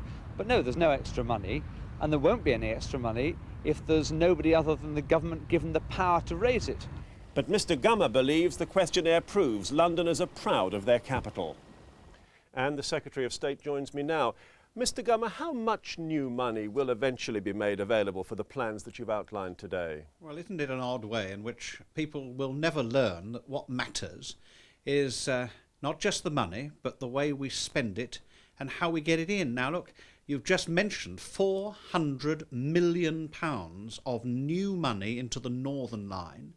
That's on top of £1,000 million a year for each of this and following 2 years in order to put into the underground alone. And the fact is we're now spending the money to make up for what the GLC failed to do on the underground. So for Frank Dobson even to speak about London transport is entirely unacceptable. And when we talk about what we're doing, it's not just a question of feasibility studies and the rest. We're actually going to have new cycle routes, new walkways. We're actually going to have an entirely new planning arrangement right the way down the Thames to do for the Thames what it's needed for some years, which is to have the kind of new life which London needs. These are action, not just words, and they've come about because of what the people of London have told me through the first major opportunity for Londoners to put their own views to government. The criticism that's been made, though, isn't it, is that you're not really addressing the key issues, that the rest is sort of window dressing, talk about walks along the towpath and river improvements and so forth. What you're accused of is just a PR stunt. Well, I can't imagine who sanely could do that. After all, having announced the very thing that most Londoners particularly wanted, which is the new rolling stock for the Northern Line, which is a government decision, and we've done it and shown it quite clearly, having announced a whole series of new plans to meet the things that Londoners want, like, for example, the air pollution. We're having the discussion paper. We will then act on that this autumn. I've already announced measures in that direction. There is no doubt that we are acting, and all the Labour Party can talk about is a son of GLC, which only 6% of those people who wrote in mentioned at all. And out of those 10,800 replies, what they put first Mr. Gummer, were I'm sorry improvement on transport. I'm sorry to interrupt you. We have to end it there. Thank you. Good. Thank you. A homeless 18-year-old has tonight been charged with attempting to murder a policeman after a plainclothes officer was knifed in a London street. The stabbing has increased concern about the level of violence among the capital's homeless population. People sleeping on the streets say they're being threatened by gangs trying to extort cash from them. The officer involved was from the police homeless squad based at Charing Cross. James Cameron reports. The policeman was stabbed as he and a colleague questioned a homeless teenager in the doorway of a building society. The Strand has long acted as a magnet for homeless people looking for a place to sleep at night. The officer was a member of a special squad set up several years ago to deal with aggressive beggars and other problems associated with the homeless. The officer concerned is now stable. He was operated on. He's out of danger. I've just spoken to one of his colleagues who's been to see him. He is sitting up talking to people and hopefully will make a full recovery in the not too distant future. The work of the squad has won praise from local businesses who say that since it's been operating, problems caused by aggressive begging have all but vanished. The police have been incredibly cooperative and they have helped to solve that problem. We no longer have a problem in this area of people begging with menaces. No big issue here. All right, sir. Right, thank you, sir. But many homeless people say they're feeling increasingly threatened by protection gangs who extort money from fellow street sleepers. Dave is 17 and has been homeless for a year. He says it's not unusual for people to arm themselves for self-protection from the so-called taxmen. People going around just saying that they're going to beat you up and they're just trying to get a piece of the action, get some money off you, and then they'll just leave. And then they'll probably come back about a week later and do it again. Police won't speculate about the motive for last night's attack, but charity workers warn that the lifestyle of some homeless people makes them very unstable. Until we can come to terms with the fact that there are a lot of people on the streets who have drugs and drinking problem, besides homelessness, then we're going to see events like this occur possibly more often. 3 weeks ago, police in Brixton began wearing body armour for self-protection. This latest stabbing will increase demands from within the force for body armour to become routinely available in other parts of the capital.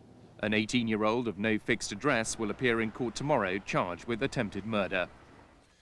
A parliamentary committee says lives may be put at risk if RAF search and rescue helicopters are moved from their base at Manston in Kent.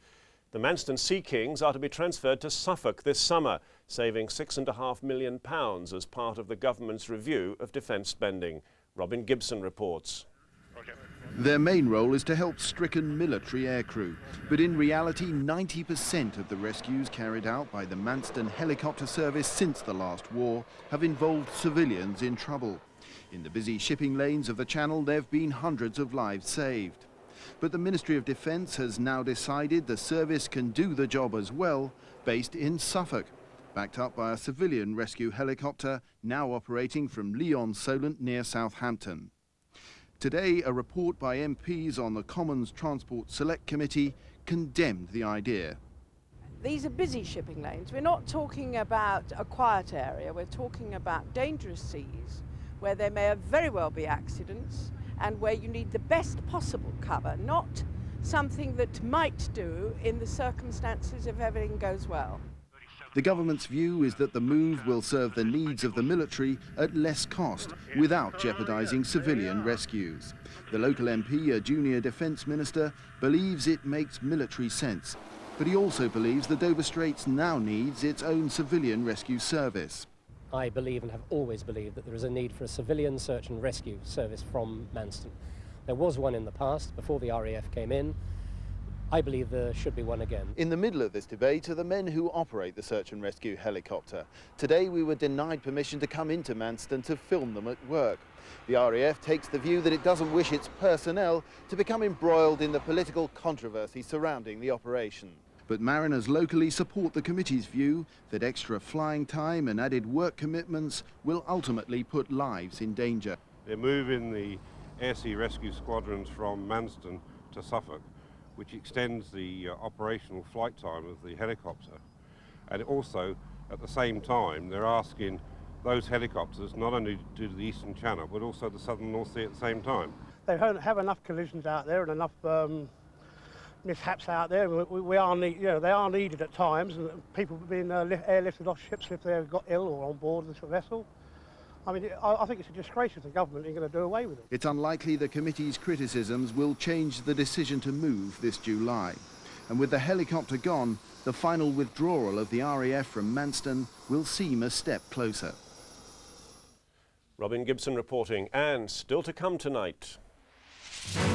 Living in fear on the estate where postmen only call in pairs. Keeping race out of politics, the main parties reach agreement. And we announce the winners of the London Marathon poster competition. First other news, here's Gwennon.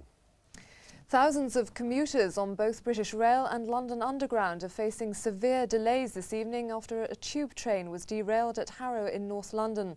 The empty train hit an electricity cable support and cut off all power to adjacent British Rail lines. Intercity services are very restricted and no local trains are going beyond Wembley on either BR or the tube. Services are unlikely to be restored before tomorrow morning. A series of natural health remedies has been taken off sale after tests revealed they contained large amounts of lead. They're all brands of propolis capsules made from beeswax.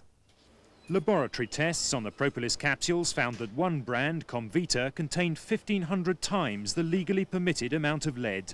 Health officials say that's still unlikely to be harmful, although it is potentially dangerous. In expectant mothers, that could give rise to stillbirths and deformities in developing fetuses. With young children, it could give rise to hyperactivity and a lowering of IQ. The propolis brands removed from sale are Comvita, Bee Health capsules, Bumble's tablets and those made by Flynn's Bee Farms. Propolis tablets are widely sold in health food shops and are said to help build up resistance to disease. While some brands have been given the all clear, others are still being tested by the Department of Health. British Rail is to be prosecuted after 2 workmen were crushed to death when a bridge collapsed. The 2 men were helping to demolish the bridge at St John's Station in Lewisham. Verdicts of unlawful killing were returned at the inquest into their deaths. The Health and Safety Executive is prosecuting BR and the demolition contractors. An MP who was refused permission to visit Campsfield Detention Centre in Oxfordshire last week finally made the trip today.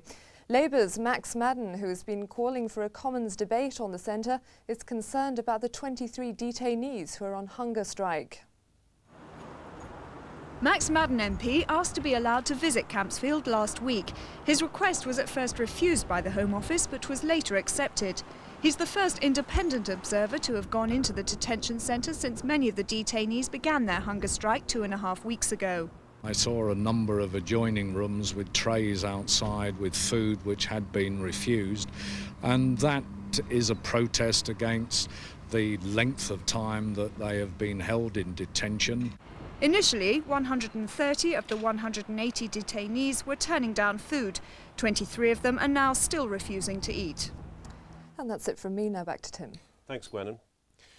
Now, Stonebridge Park is one of London's toughest housing estates. Violence, drug dealing, vandalism. They've made life a misery for the 5,000 people who live there. Stonebridge gained more notoriety recently with the news that a pensioner lay dead in his flat for nearly 4 years. Tomorrow, the results of a ballot on a controversial multi-million-pound facelift will be announced. Our Community Affairs correspondent Patrick Young reports from Stonebridge on living in fear.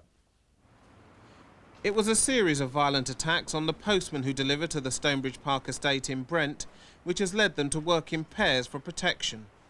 To reduce the risk of attacks still further, they refuse to deliver gyro checks. There was one period, and I think that the thing that really did it for us was that there was 4 attacks in 1 week. There was the question of there was milk bottles, people were being attacked with bottles, knives were being used and held to people's throats, those sort of things. The estate's reputation is so bad that some of the 5,000 residents are too ashamed to admit they live here. Where do you live? You never say Stonebridge because everybody knows that Stonebridge has got a bad name. So you say, oh, near Wembley, which is true, it's no lie, I live near Wembley. But if somebody should say, oh, you come from Stonebridge, oh, what a horrible place to live. For the past 2 weeks, the residents of the Stonebridge Park estate have been voting on whether they should become Britain's last Housing Action Trust, or HAT. By now, most people living on Stonebridge have heard something about the proposed Housing Action Trust, or HAT as it is known. Backed by a video advertising campaign, the government has offered the trust £100 million over the next 10 years to replace many of the unwanted tower blocks with old-fashioned houses and gardens. And they claim it will provide jobs and training opportunities for people on the estate, where unemployment is 3 times the local average. Clive Lloyd, the former captain of the all-conquering West Indies cricket team, is the man the government have brought in to spearhead the campaign for a yes vote. If he's successful, he'll be a leading member of the HAT board, which would take control of the estate from the local council. And I thought it was an excellent idea, because to me it would bring a better standard of living, better environment, better leisure facilities, more jobs. I mean, those just to name a few. I think it's important that the people here realize that they will have a much better environment for the young people of Stonebridge. But the man who's leading the campaign against the Housing Action Trust says the government can't be trusted to keep its promises. We have a saying that a promise is a comfort to a fool, and I believe that we in Stonebridge are no fools. We see that over the years the government have made promises to other institutions and they have broken them. So we have reason enough to be suspicious of what they intend to do to Stonebridge. The critics' campaign has struck a chord on an estate where many believe they've been neglected by central and local government for the past 20 years. But what the campaign about the HAT has boiled down to is a simple choice. Vote yes and you may get up to £100 million in jobs, training, housing and investment. Vote no and you're guaranteed to get nothing. The outcome of the ballot will be known tomorrow. Even if the tenants vote for the Housing Action Trust, it's thought that work on the estate won't begin for at least another 18 months. Patrick Young. The 3 main political parties today promise not to exploit race as an issue in May's local elections. They were brought together by the Commission for Racial Equality, which said it was vital they keep to their principles to defeat the right-wing British National Party. The BNP's hoping for more gains in Tower Hamlets, where local Liberal Democrats were accused of pandering to racism in a council by-election last year. Here's our local government correspondent, Andrew Hoskin. The East End has become the front line in the fight against extremism and racism. For Labour and the Liberal Democrats, the main parties in Tower Hamlets, what happens here in the May elections is vital. Such is the fear of gathering support for the far-right British National Party, the Liberal Democrats who run Tower Hamlets Council last week tried to replace 3 Asian candidates with white people. Last year, 3 local Liberals were criticised by their own party for running campaigns which pandered to racism.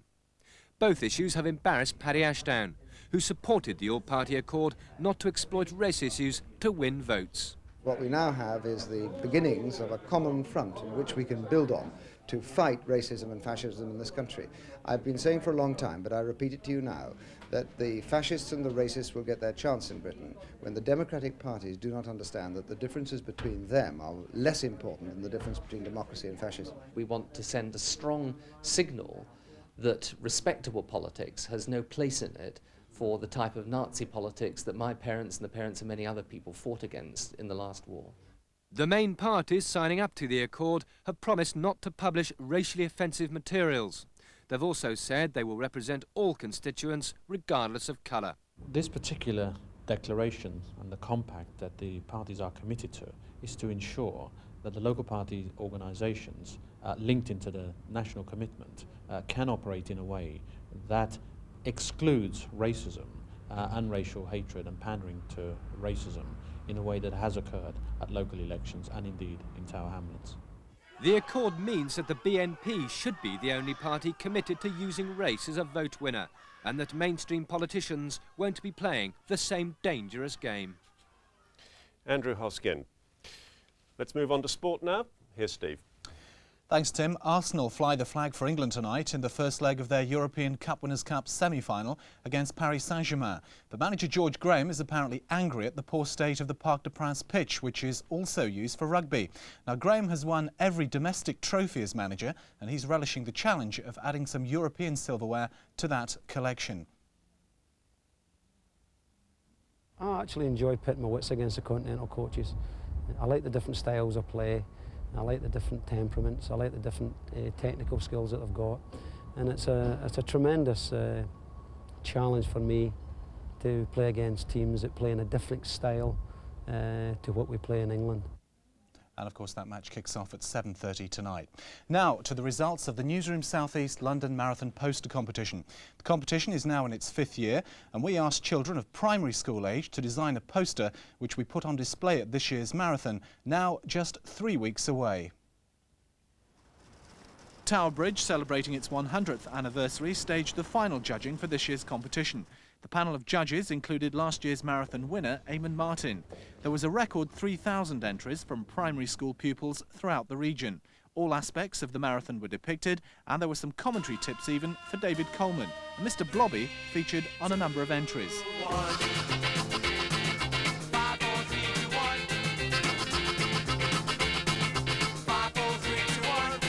As in all the best competitions, here are the results in reverse order. In 3rd place, Sophie Teichbat of Gravesend. Well, this poster's very nice. It's got the geography of London right, which is good to see. Tower Bridge next to the Tower of London. It's got runners coming across here, that would be at about 12 miles.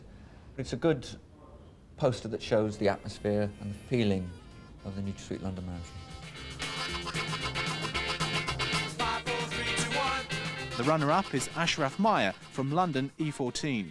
You can see here they've got a very strong image of the Cutty Sark. They've got all the spectators down here looking, and the NutraSweet Marathon runners all here, with some of them lying down. You know, some of them haven't quite made it.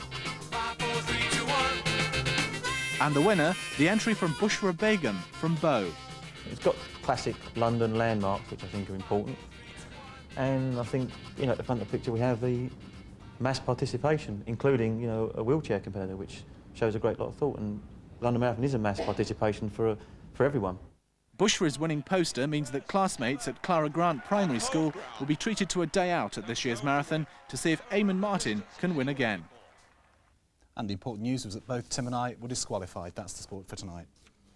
And let's move on to tonight's weather person. It's Rob McElwee. Thanks, Tim. I used to do some cross-country, but I don't think a marathon's my scene at all. I hope you enjoyed today's weather. It was pretty glorious, wasn't it? But the cloud has crept along the last few hours, and it'll keep creeping overnight and last into tomorrow morning. With it, there have been a few spots of rain.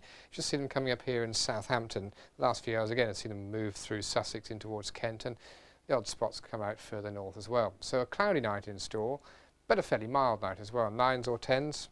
That's a pretty muggy 9 or 10 as well, even with the window open. Now the wind will tend to drop back a bit and then turn around to the south and give us a fairly muggy day tomorrow as well.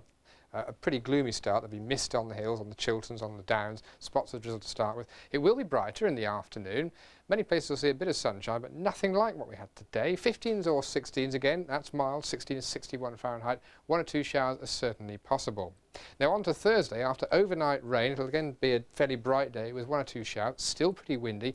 Thursday still a windy day, I think even windier than Thursday. Blustery showers running along on the wind, cooling down for the weekend. Tim. The main national headline, the Prime Minister has defended the compromise deal on European voting rights. He said it's the best agreement Britain can hope for. Labour described it as a humiliating climb down. And some news just in, a double murder hunt has begun in Oxford tonight after a man and a woman were found dead in a fat house at Wood Farm Estate near Cowley. The couple, who are not thought to be related, had both been stabbed. Police were alerted by a neighbour. More on that later. Good night.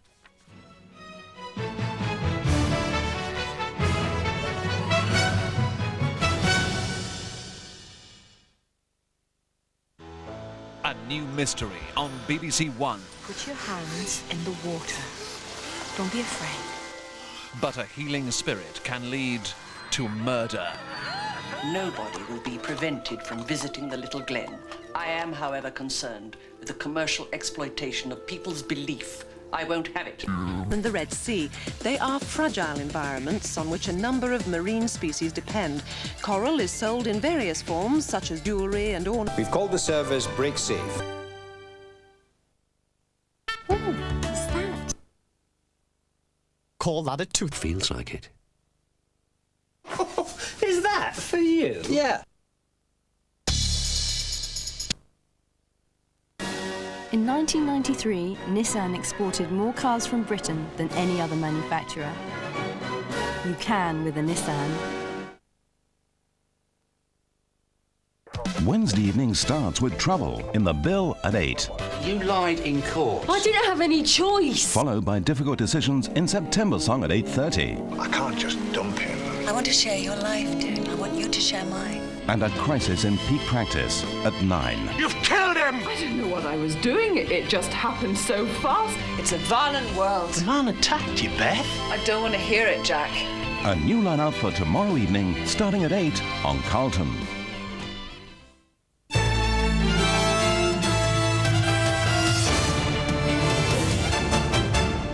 Good evening, I'm Mary Nightingale. This is London Tonight. First, the government's answer to 10,000 views on London. Last year, the government asked what you thought of the capital. Today, they responded with 9 proposals. Although most have been heard before, new trains have been confirmed for the Northern Line. Christopher Peacock reports. Ending the misery on the Northern Line is in sight for hundreds of thousands of Londoners. For years, they put up with the squalor and delays on the capital's most infamous underground. The Northern Line, often accused of putting commuters through the daily wringer of travelling like cattle on old rolling stock, is to get an injection of private cash for major improvements and new trains. The private sector will compete to replace trains that are 30 years old, but doesn't that amount to privatisation? It's very much a part of the whole private finance initiative, but it does not involve privatisation of London Underground. Elsewhere, the London package proved to be disappointing. The government had asked Londoners what they thought of the capital and how it could be improved. What the report comes up with is strategies, plans, a commitment to keeping the buses red, but not a penny in extra cash. It cut no ice with the opposition. He's proposing nothing to counter the crime wave, nothing to stop Mrs Bottomley closing London hospitals, nothing in fact to improve the buses or the tube or the railway, and altogether it's a pipsqueak of a response. But the report does warn that if London fails to face up to international competition by targeting improvements in employment, tourism and a decrepit road system, it could lead to a decline to the bottom of the World City League table. In central London, this is Christopher Peacock for London Tonight. In other news, a homeless teenager will appear in court tomorrow charged with the attempted murder of a police officer. The plainclothes officer was attacked while on patrol on the Strand on Monday night. He's in a stable condition at Charing Cross Hospital. 18-year-old James Brammer will appear before Bow magistrates in the morning. A 10-hour siege at a mosque ended today when police stormed the building and discovered a cache of homemade weapons. A group of Muslims were barricaded in the Westbourne Road Mosque in Luton in protest at the way it was being run. Police arrested 40 people and recovered a haul of iron bars, baseball bats and sticks with nails. The mosque is at the centre of a power struggle between 2 rival groups. Part of the Bakerloo line will remain closed until tomorrow because of a derailment at Harrow and Wealdstone station. No one was injured. The line between Wembley Central and Harrow and Wealdstone is closed while repair work is carried out. A bus shuttle service is operating instead. British Rail services between Wembley Central and Watford Junction are also disrupted. Now, if you're thinking of buying your new tax disc tomorrow, you might have a problem. And you could also find it difficult cashing pensions, getting a TV licence or buying stamps. The main post offices across the capital will be closed by strike action. Our business correspondent Paul Larsman reports. There's been a post office in Cricklewood for 90 years, but now it's on a hit list which has already seen off half the region's purpose-built post offices and moved them into shops and supermarkets. But Cricklewood's not going without a fight. The staff in this post office are 110% efficient, cordially, very courteous and very cooperative. In response to increasing competition, the post office has transformed itself into a business over the last few years. So it's tempting to conclude that the closures have got nothing to do with providing a better service and everything to do with maximising profits. There's certainly money in making post office counter services a franchise operation. The storekeeper has all the overheads. He pays the staff and buys equipment. Meanwhile, the post office provides the business and takes a cut, and it can sell off its old buildings or stop paying rent. The post office insists the customer benefits too. Shops are open longer, they say. There's a range of related goods. But an internal memo says there are 4 times as many errors. Initially, yes, there are always some issues that have to be sorted, frankly, whether it's our own office or whether it's an agency or whether it's a franchise. That does not worry me. We are getting on top of it. In central London, this is Paul Larsman for London Tonight. Well, just time for a quick look at tonight's football results. And just in case you didn't see tonight's big match in the European Cup Winners' Cup semi-final, first leg, Arsenal drew 1-1 against Paris Saint-Germain. A quick look at other scores. In the Premier League, Wimbledon 4, Blackburn Rovers 1. In Division 1, Peterborough 1, Palace 1. In Division 2, Fulham 0, Cambridge 2. Exeter 0, Barnet 0, Leyton Orient 2, Wrexham 2, Stockport 3, Brentford 1, York 1, Reading 0, and in the third division, Wycombe 2, Darlington 0. Well, that's almost it for tonight, but on tomorrow's main show at 6, we join model of courage Heather Mills, who lost a leg in a road accident, on the day she meets the Prime Minister and gets a gold award for bravery. And in the second part of our series from Beirut, we meet the Londoners who are making a new life in the Lebanon. Where else can you sort of live somewhere where drink's cheap, everything else is cheap? Planning on going back to London soon? No way. It's too much of a rat race, I think, London for me. That's Claire Rewcastle tomorrow at 6. We'll be back tomorrow morning in GMTV, and of course we'll have bulletins throughout the day. Until then, good night.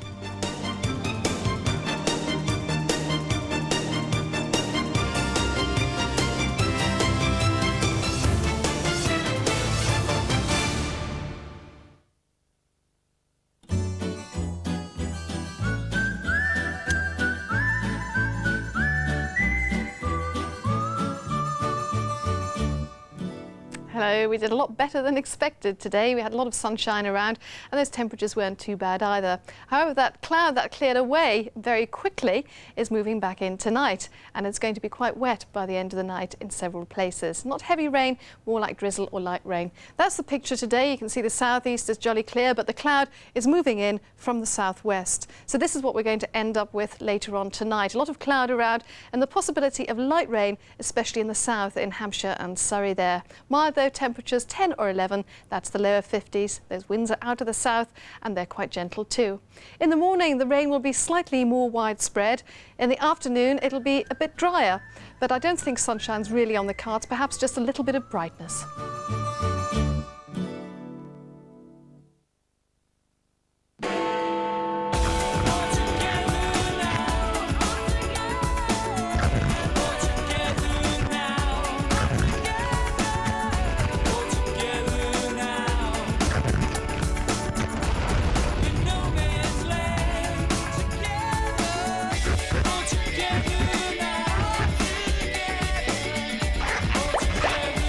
Television packed with real-life stories. Get together with Carlton. Well, here on Carlton Now, this week's report from Network First.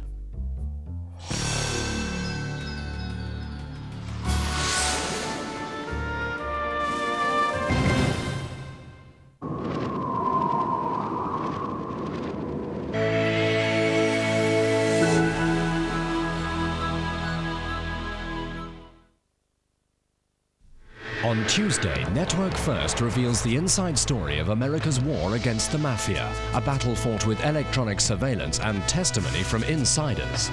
There's got to be blood in the sand. You got to participate in a murder.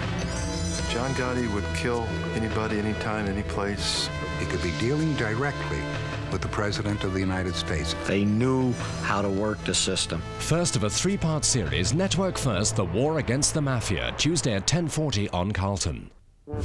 Prepare to meet the Gladiators and Joanna Lumley on London Tonight, next.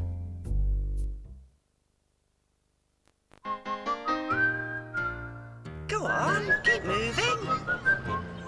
Come on. And don't run. Come on then. Morning. Morning, children. For these you. For me? Oh, thanks ever so much. It's all right. Magic moments are only found in Quality Street.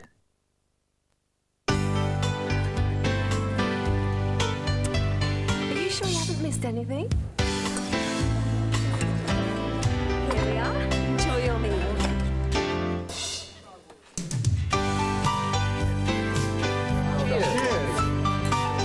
Cheers. Oh, those look nice. Go on, try one. There's a lot more to harvest than meets the mouth.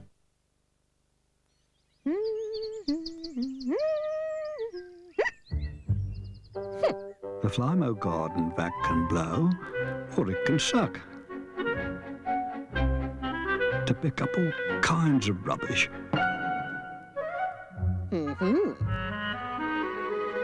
From all sorts of awkward places. So easy, it's as if the garden lends a hand. With this amazing new Swish curtain track, I can open and close my curtains from here, from here, from here, and from here, because not only does the Swish curtain track have a remote control, it also has a built-in programmable timer, so you can open and close your curtains even when you're out. It's called Auto Glide and there's nothing else quite like it. Now that is what I call Swish. Julia Roberts, she had to escape, but his love was beyond obsession. Movie premiere. Where is she? Sleeping with the Enemy, tonight at 9 on Carlton. Now, Fiona Foster and Alistair Stewart introduce London Tonight.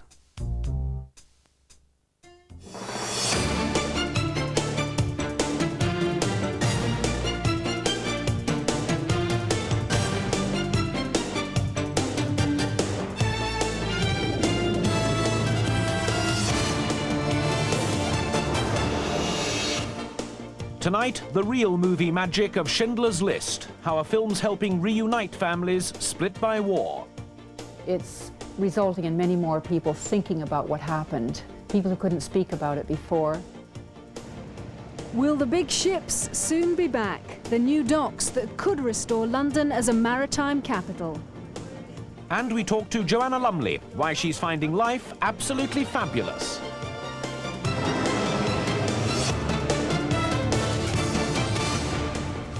Good evening, I'm Alistair Stewart. And I'm Fiona Foster. This is London Tonight. Those stories and much more as we bring you the top news, sport and entertainment, plus a special look ahead to all the best things to do over the holiday weekend. But first, tonight's 6 o'clock report, The Long Search, how a Hollywood movie is reuniting families. The film is Schindler's List. The families are those torn apart for half a century by war and persecution. 50 years on, Spielberg's Oscar-winning movie has reawakened painful memories, but it's also inspired scores of people to renew attempts to find long-lost loved ones, a search that centres on London's Red Cross. Mark Jordan has this report.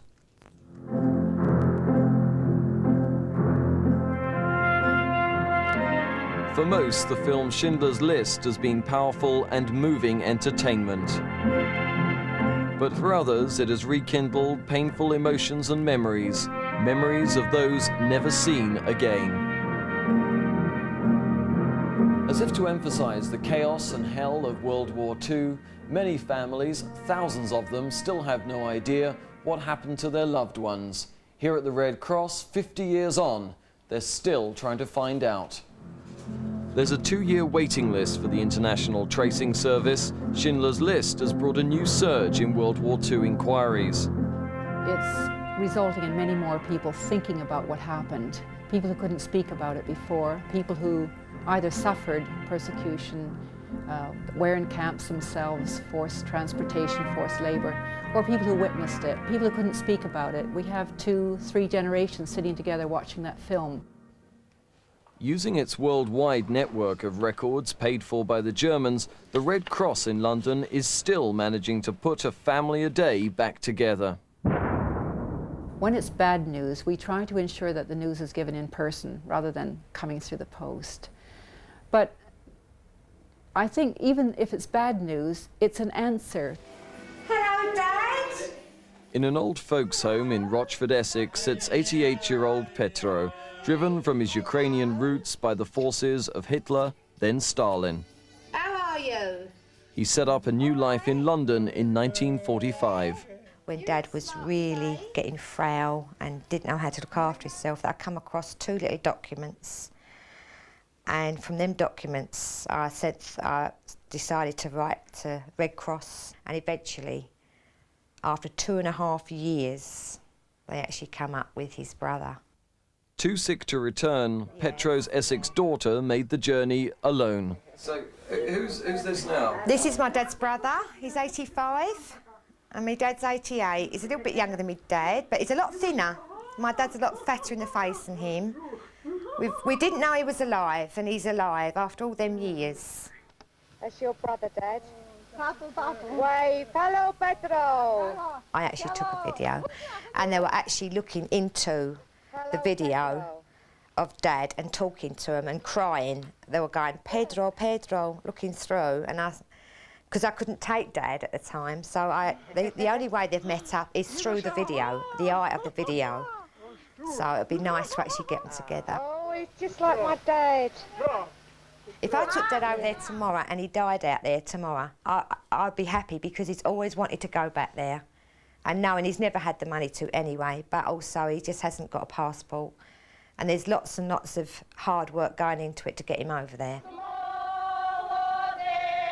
As the Red Cross battles against time and mortality, the World War II files are being replaced by new ones marked Bosnia and Somalia. Rebuilding after a war is more than bricks and mortar. Dad, you come with me in an aeroplane? Yeah. And see your brother?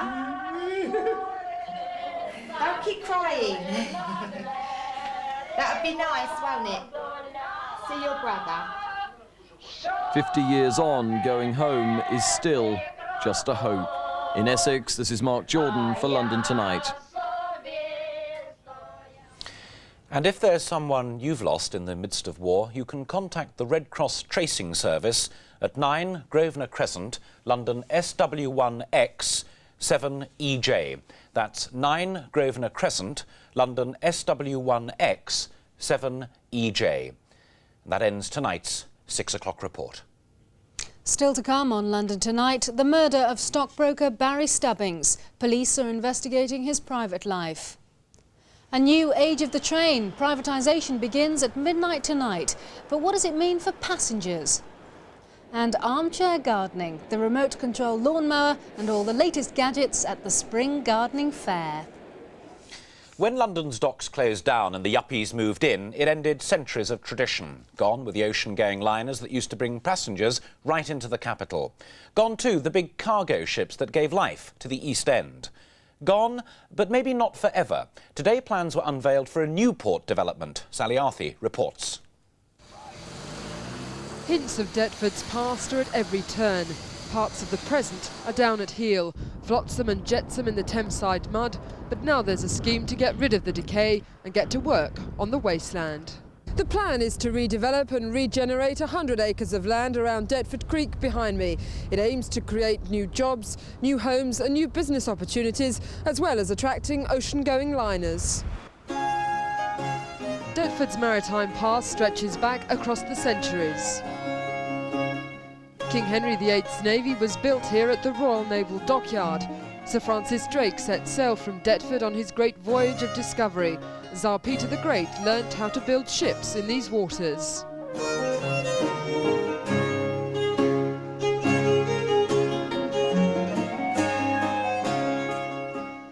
In the 1950s and 60s, this stretch of the river was crowded with vessels laden with cargo from every corner of the globe. But as the ships got bigger, they used the port of Tilbury at the mouth of the Thames in Essex.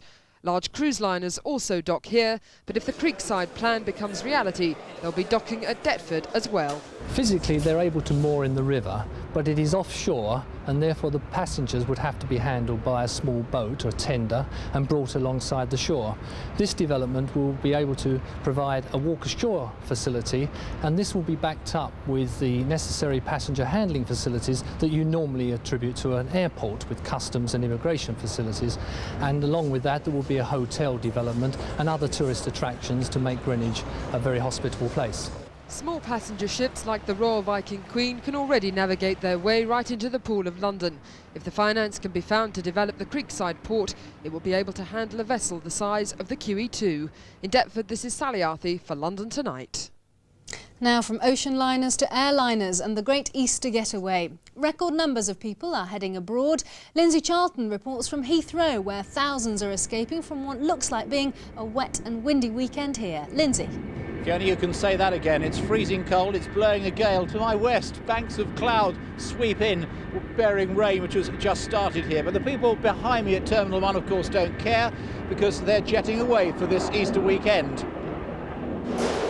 Early morning, rain swept Heathrow, but a chance at last to escape the grey skies of London. The Easter rush was well and truly on. 2.5 million people will use the airport during the holiday break, and they're heading for all points of the compass. Well, I was speaking to British Midland and British Airways and in fact Aer Lingus yesterday, but they all operate from this terminal building, and what they're telling me is that virtually all of their flights are full, so all over the place, from Ireland to Scandinavia to Europe to South Africa, and there are quite a number of flights to Israel as well from this building. We go off today, we have 2 nights in St Petersburg, 2 days in St Petersburg, and get the overnight train then down to Moscow, have a day in Moscow, come home Monday. Those taking their first flight sat out the wait, while the more world-weary traveller slept over their luggage. Most anticipated it was going to be a long day. Very crowded, nightmare, but worth it when we get there, I hope. And how long will you be staying? 10 days.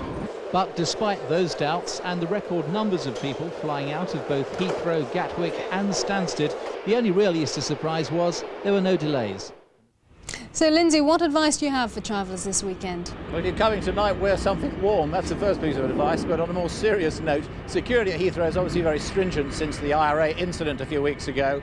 They're saying bring one piece of hand luggage, check in early. If you're bringing eggs, seriously don't wrap them, because security may have to unwrap them and see what's inside. Fiona. Lindsay, thanks very much indeed. Well, not everyone's heading abroad. For those of us staying a little closer to home or just trying to get home, here's Sarah Gibbon at Scotland Yard with the latest on the rush from the capital, on the roads and the trains. Sarah. Well, Alistair, the Easter getaway certainly started on the roads. It was busy from about lunchtime today. It's been congested right the way through the afternoon. And the AA tell me that the motorway routes around London are extremely slow still. The M25 junction 15 to 16 from the M4 to the M40, that's still very busy on the clockwise carriageway. Also the M4 between junctions 3 and 2, where the roadworks are, busy both ways. And the Hertfordshire-Essex stretch of the M25, that's crawling from junction 24 right the way around to junction 28. The Dartford crossing, southbound traffic there is still queuing, and the Surrey stretch of the M25, there are still roadworks there, junction 10 to 11, and that's very heavy in both directions. The M1, that's also solid northbound, junction 6A right the way up to junction 8 at Hemel Hempstead. Good news though if you're travelling on the trains or the tubes, they're looking good this evening. If we have a very quick look at the cameras, absolutely solid westbound on the Westway heading out there, and also very slow on the Hammersmith flyover, also on the westbound carriageway heading out of town. Back to you, Alistair. Sarah, thanks very much indeed. Still to come on London Tonight, we've all the day's news and sport. Plus a bumper Easter edition of Showbiz Weekend, including the chance to win a trip to Euro Disney for your family.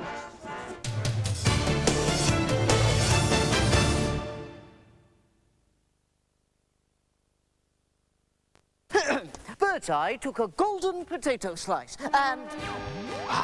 garlic! And gave this potato slice a crunchy garlic and herb edge.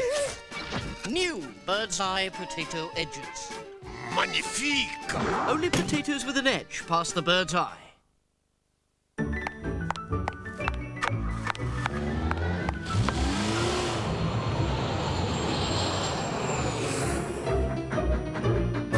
The Alders mid-season sale starts Good Friday at Croydon, Bromley, Sutton, Arding and Hobbs and all great Alders stores. The washing up. Welcome back. Well, we have with us Mr. Cadbury's parrot. Howard, Of course. You are the anarchic face of these crispy, sugar-coated Cadbury's mini eggs. It's just a roll, it's not really me. Quite.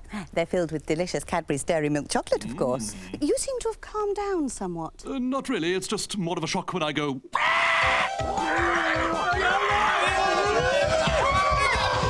Everyone's talking about them. At Stena Sea Link, you won't find confusing sales and discounts. Just very inexpensive prices every single day of the year. Only one hover mower can squeeze this much grass into this much space, for even fewer emptyings. Mel and Zoe are about to find out which smells fresher for longer, a lesser fabric conditioner or new Lenore Ultra Plus. On days 1 and 2, both girls' duvets smell beautifully fresh, but on day 3, the fresh smell of the lesser conditioner starts to fade. While new Lenore's special time-release system means that on day 4, it's still releasing noticeable freshness. So even on day 5, Zoe's duvet still smells fresh, unlike Mel's. New Lenore Ultra Plus. The plus is the freshness stays for 5 whole days. Just talking about sensitive skin makes me go all blotchy. It may look fresh and smooth now, but if I can't use a normal moisturiser, what then? These days, I don't let it irritate me. Oil of Ulay, hypoallergenic, pure white, clinically proven to care for even the most sensitive skin. It moisturizes deep down whilst avoiding irritation. After all, young-looking skin doesn't grow on trees. Oil of Ulay hypoallergenic twice a day, because Ulay is young-looking skin.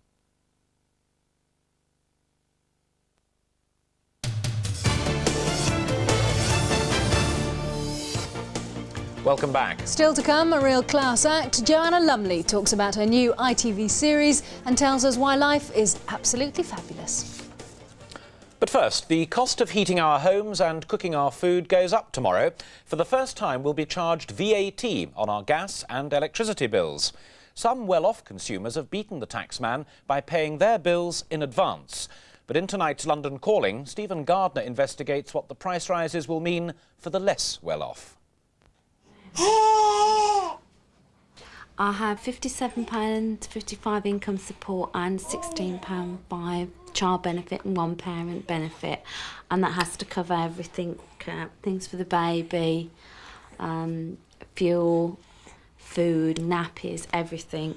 I can hardly afford to have my heating on now. I only have it on when it's really, really cold or when I'm giving the baby a bath. The VAT, I mean, I can't afford to pay more, so I'm just going to have it on even less than I have it on now.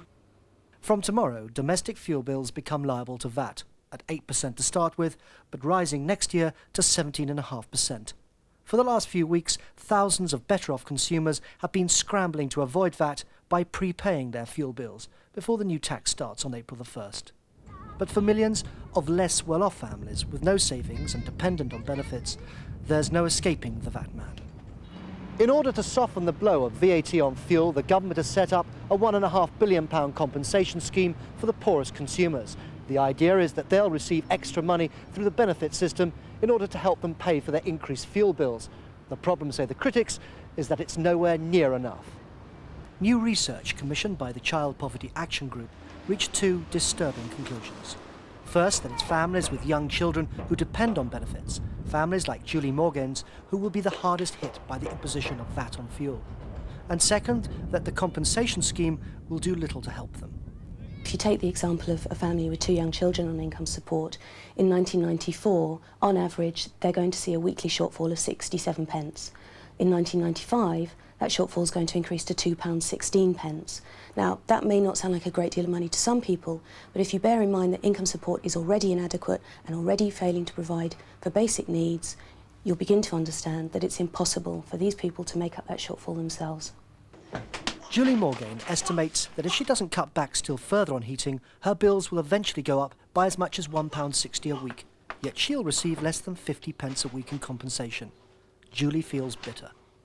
They seem to want to penalise those that can't afford it. The whole idea of VAT initially was that it was supposed to be a tax on luxury items. Well, if you tell me that fuel is a luxury, that is just unbelievable, isn't it? We asked the Department of Social Security to respond to the criticisms of their scheme. they declined to be interviewed, but said in a statement that they believed that it does deliver the help they promised to those who'll have the most difficulty in meeting the cost of VAT on fuel. But the Child Poverty Action Group say their research proves just the opposite. Being cold isn't good for a baby. I feel very, very bad that I can't provide her with the heat that I feel she needs, but I won't be able to. In East London, this is Stephen Gardner for London Tonight. The 4-day Easter break is upon us, but what to do, where to go, which egg to eat first? Fear not, here, one day earlier than normal, is Karen Keating with a bumper Easter edition of Showbiz Weekend.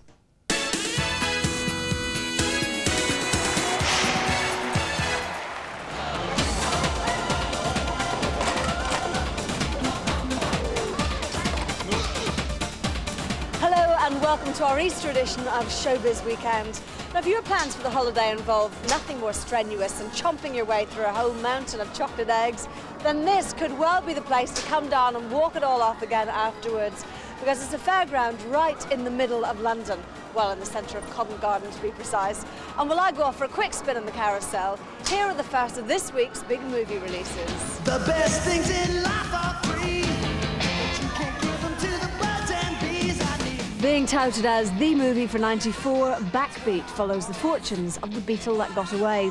The enigmatic Stu Sutcliffe, forced to choose between his girlfriend and the greatest rock and roll band of all time. Your love give me such a thrill, but your love don't pay my bills. I need money. That's what Early? Mr. Kessler? Hi, I'm Brian Kessler. And from 60s heartthrobs to the 90s version, the swoonsome Brad Pitt, who opens tonight in California. A couple of yuppies on their way to California to research serial killers find themselves teaming up with Pitt, who of course turns out to be the real thing. Carrie was right. If you looked in the dictionary under poor white trash, a picture of Early and Adele would have been there. But I knew if I was going to be a good writer, I'd have to ignore the cliches and look at life through my own eyes. Eligiendo disfraz para el carnaval. ¿Y tú qué te vas a poner? And Belle Epoque, a romantic comedy which picked up this year's Oscar for Best Foreign Film. Set in Spain in 1931, a young army deserter is given refuge by an eccentric artist, and even more welcome, much attention from his beautiful daughters.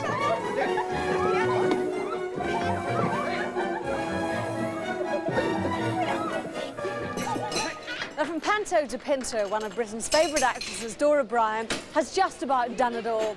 And at an age when many people will be taking it a bit easier, she's not only about to star in a brand new TV sitcom, but is also currently appearing at the National Theatre in Harold Pinter's classic The Birthday Party. And that's where I caught up with her earlier today.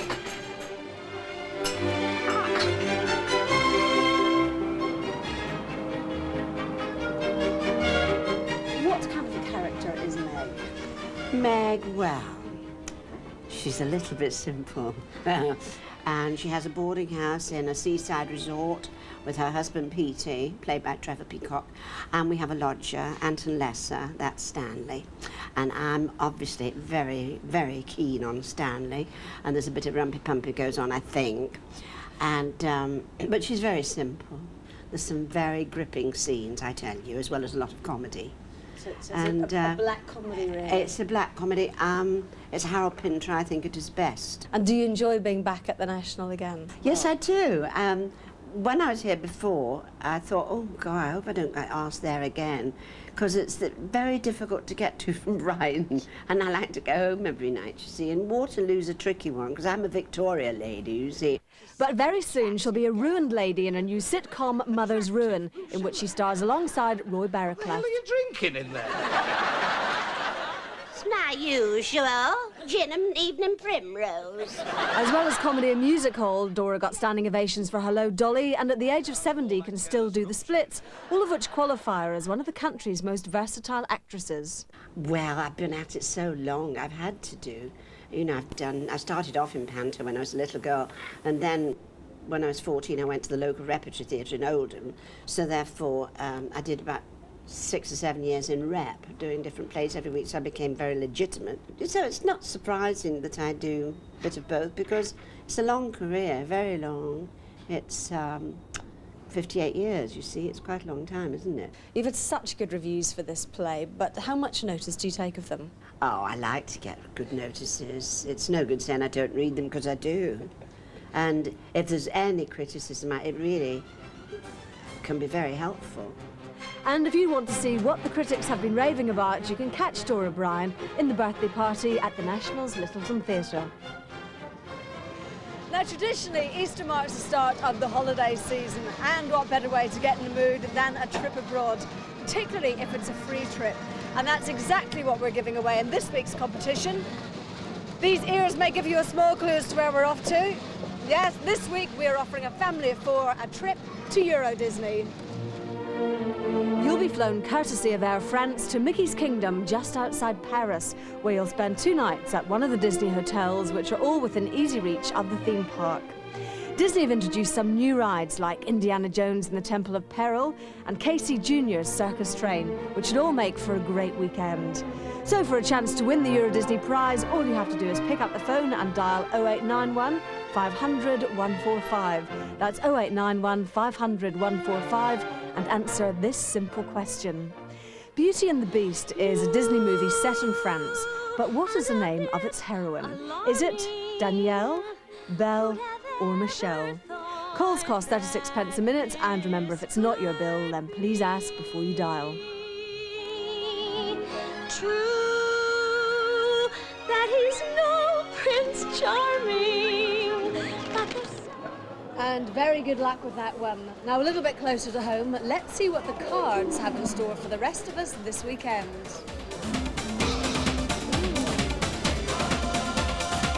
Fancy clowning around this weekend? Well, where better than at Wango Circus at Bethnal Green. Traditional acts combined with stunt riding BMX boys and a death-defying fire show.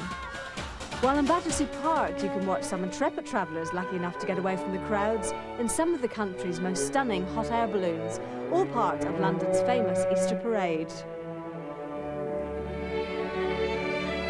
And the all-singing, wisecracking blonde bomb site from Birkenhead, Lily Savage, headlines at the comedy variety show at the London Palladium this Sunday for one night only. Well, I'll tell you, do you know what she died of? Hypothermia. Had nothing to do with the weather. Oh, no. She's been shoplifting in B-jams. Well, finally today, if all of this has been far too tame for you, and it's some real action you're after this weekend, then the only place to be is Wembley, where war will be breaking out between those muscle-bound gladiators and some very brave contenders. Sonia Sluggersoul took her chances with them earlier today.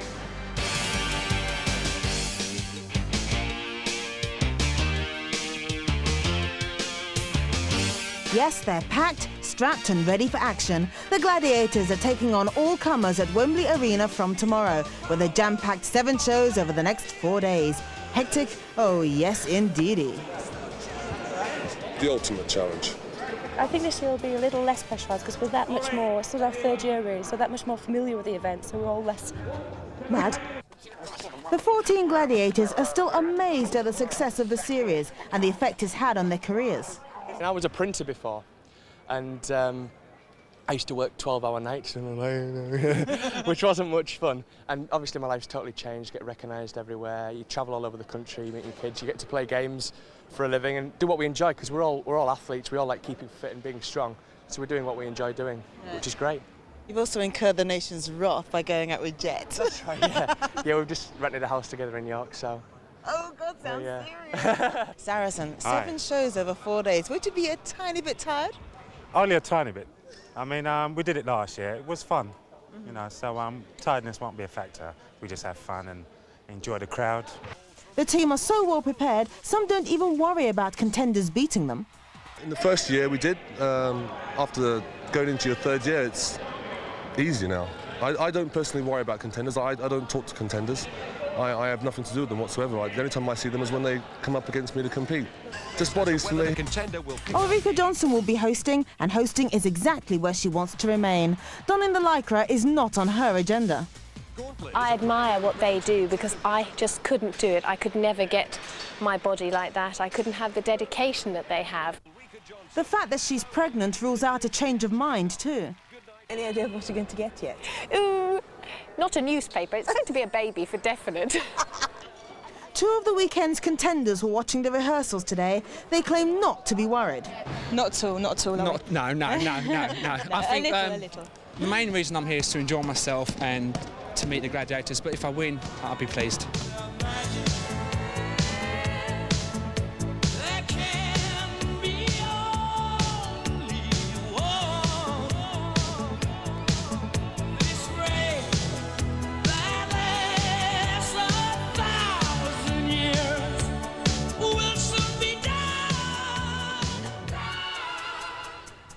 Karen Keating and Sonia Saul with lots and lots to do this weekend. But as Lindsay Charlton was warning us from Heathrow a little earlier in the programme, the weather is going to be seriously dodgy this weekend. I think the Met Office have just confirmed that, haven't they? Yeah, they have, Alistair.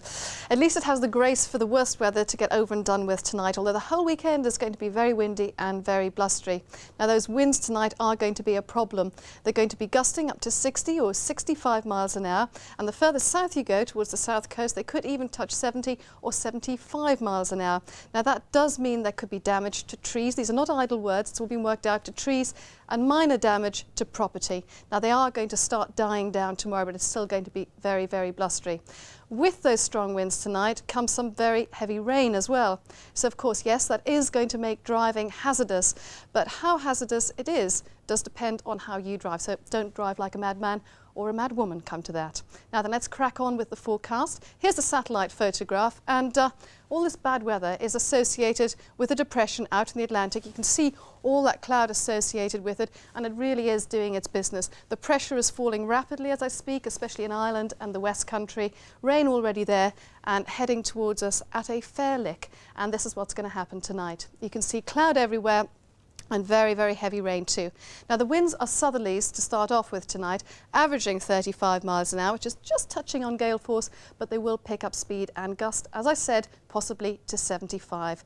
Not quite so mild tonight as it has been of late, and in the morning, it's back to sunshine and showers, those winds gradually starting to die down. In the afternoon, a very similar sort of picture, wind swinging right round, coming out the west. Top temperature 11, that's 52, but that does mean it's going to be cooler and windier still than today. Alistair. Tricia, thank you very much indeed. Now, it's a little after 6:30, and that means it's time for a look at the main news of the day.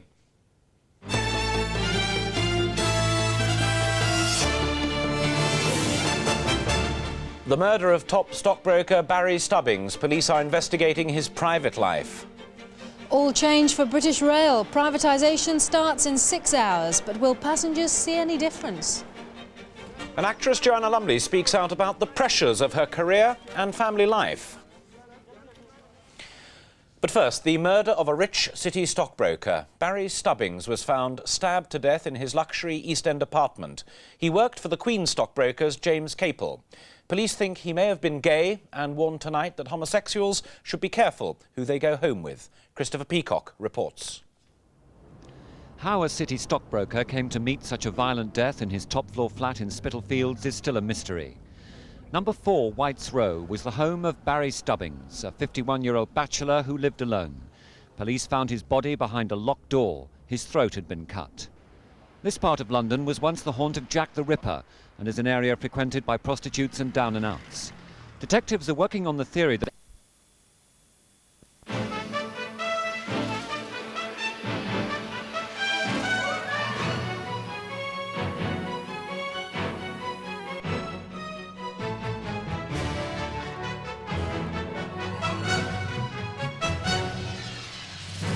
The mystery of the city stockbroker found stabbed to death in his London flat. On-the-spot fines for fare dodgers on the tube, but will the inspectors have the powers they need to make the system work? And skating for glory, the Olympic medalist from Surrey who's now hoping to be champion of the world. Good evening. Detectives were today trying to trace the contacts of But piecing together the man's last hours is proving a puzzle because few people appear to have known anything about his private life. We've all been shocked, all been so frightened when it happened. Well, it's a very quiet area. People just come here for the quietness of the area. I mean, they keep themselves to themselves. Meanwhile, at her Kent home, Mr. Stubbings' 88-year-old mother is being comforted by friends. She may hold a vital clue. He telephoned her only hours before his death to say he was going out for dinner. This is Christopher Peacock, for London Tonight. The knife man who sparked a security scare at a West End royal premiere was jailed today for 6 weeks. The Prince of Wales attended the premiere of Shadowlands in Leicester Square 4 weeks ago. Plainclothes officers spotted a man in the crowd acting suspiciously. When they challenged him, he pulled a knife. The man, Andre da Silva, told Bow Street magistrates he wasn't aware the Prince was there. Tonight, the new age of the train. The first stop on the route to rail privatisation will be reached at midnight. British Rail will be broken up into an assortment of companies. Sam Green has been finding out what the changes might mean for travellers. The consequences of tonight's changes won't be felt for some time. The trains are staying the same, the timetable's the same, even the ham sandwiches are the same. For now, the changes are purely administrative. A new company, Railtrack, will be responsible for the track and stations, and there are 11 new companies in the southeast running the trains. Franchising will be a relatively slow process over a number of years, and the public will see, before the next general election, an improvement in the quality and quantity of rail services that they are offered. Rail experts warn of problems for the government's policy. The Treasury is hell-bent on reducing the amount of money going into the railways. The private sector is supposed to make up the difference, but this is proving very difficult indeed to arrange, and nobody really knows the terms on which it can be done.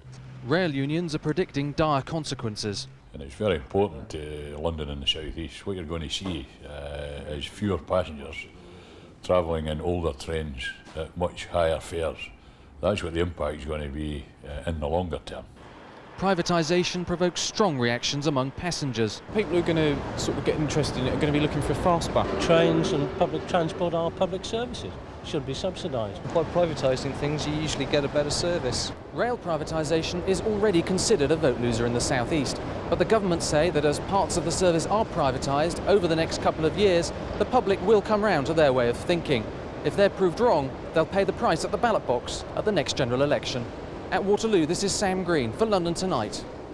Meanwhile, London Underground workers have voted to take strike action in a dispute over redundancy procedures.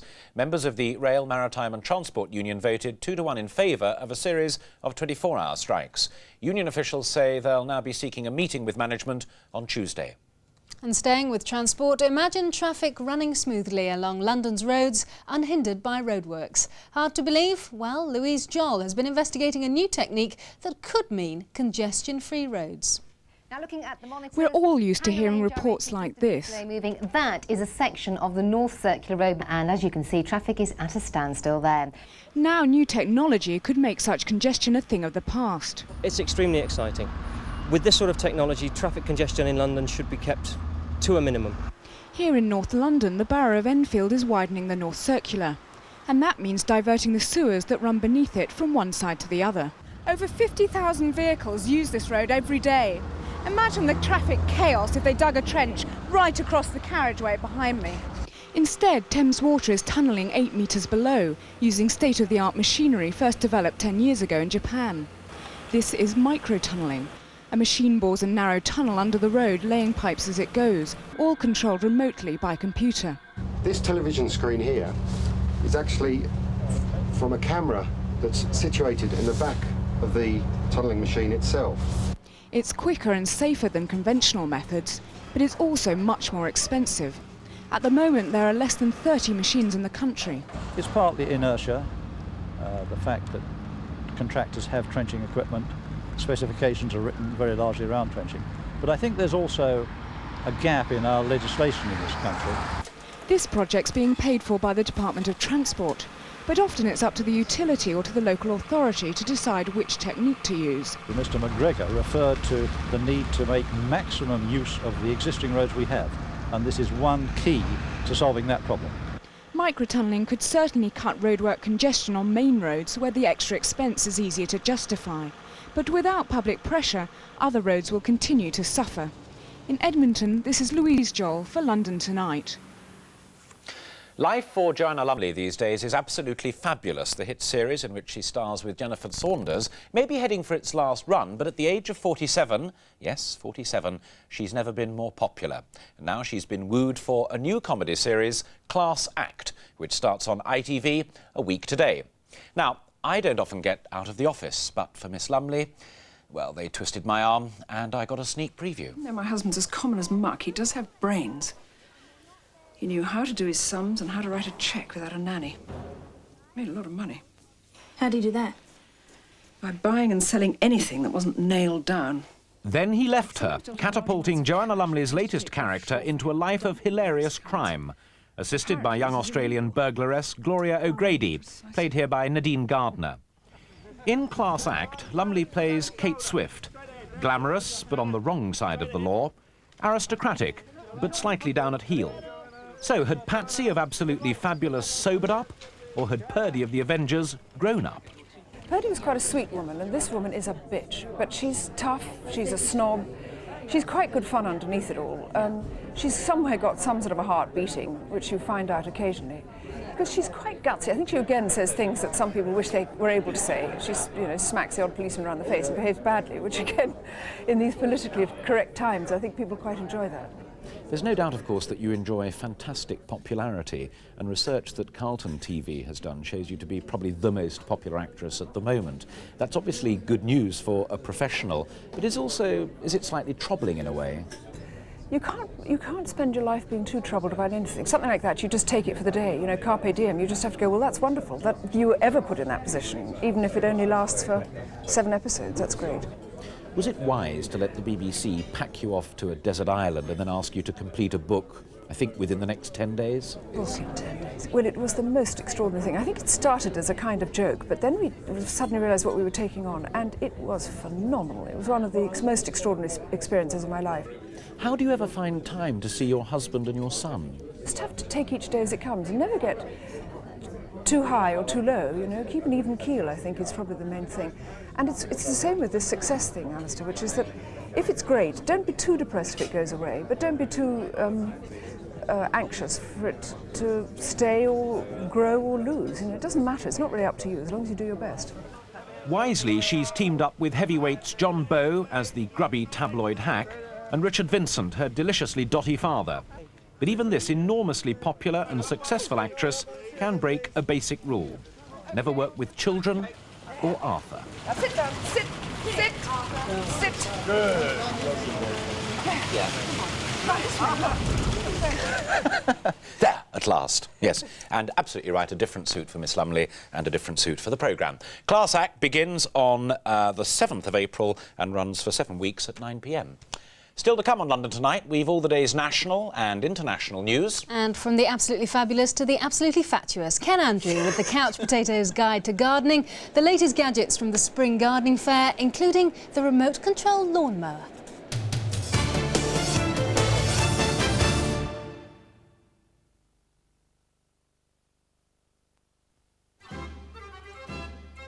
I don't suppose I can change my mind, huh? No, but you can change your burger to Burger King a burger. Now change to a flame grilled bacon double chili burger at Burger King for only $1.29. You got it.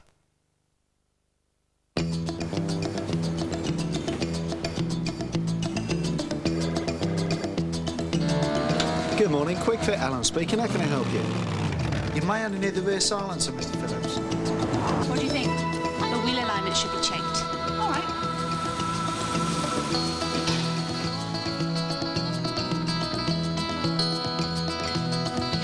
This is your receipt and guarantee, Mrs. Mackenzie. Thank you very much for using Quick Fit. It's very reasonable.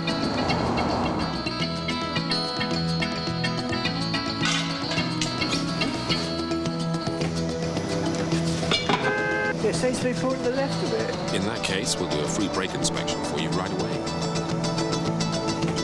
Everything's okay now. Okay, thanks very much. Your tyres are fine. You've still got a few thousand miles left on them. You can't get better than a Quick Fit fitter. You can't get better than a Quick Fit fitter. We're the ones to trust. Hello. Some people find they get rather irritable and short-tempered when they give up smoking, and this can make life hard for the rest of the family. So it helps if you can learn how to relax. Just find yourself a nice, quiet corner, sit down, and breathe deeply for a minute or two.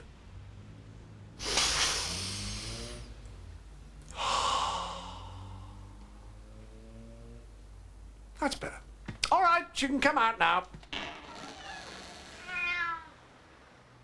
If you want to stop smoking, the Quit line can help. Do you like the fresh fragrance of spring in everything you wash?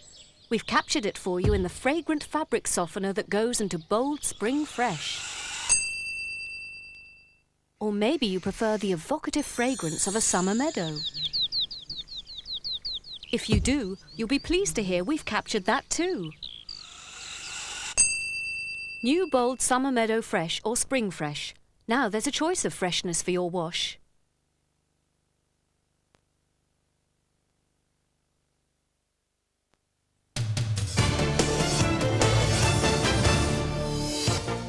Welcome back. You're watching London Tonight. Now, something else to get you into an Easter holiday mood. If you're faced with hard work in the garden this weekend, how about a lawnmower that cuts the grass by remote control? That and many other gardening gadgets are on show at Olympia.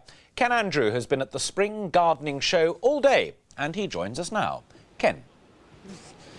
Greetings, garden lovers everywhere. Mr. Ken couldn't be here at the moment, but he's asked this horny-handed son of the soil to tell you all about this here gardening fair. He says it's a veritable horticultural son of the soil. He also says there's plenty here for you lot who don't like doing much in the garden but like a pretty garden. He also told me to tell the director to roll VT.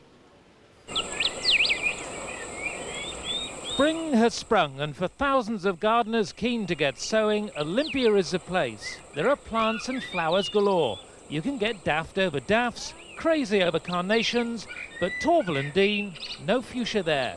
This is my favourite, the English rose. There's also every conceivable labour-saving device. Now, you know what it's like when the sun's out, you're having a glass or two of orange juice. You just can't be bothered to mow the lawn. What are you going to do? How about this little chap here? A solar-powered lawnmower that cuts your grass by remote control. Now, that's what I call progress. There are also familiar faces on hand with useful tips. Sow a packet of seed. You know, if you've never sown a packet of seed, go out, buy a packet and watch them come through.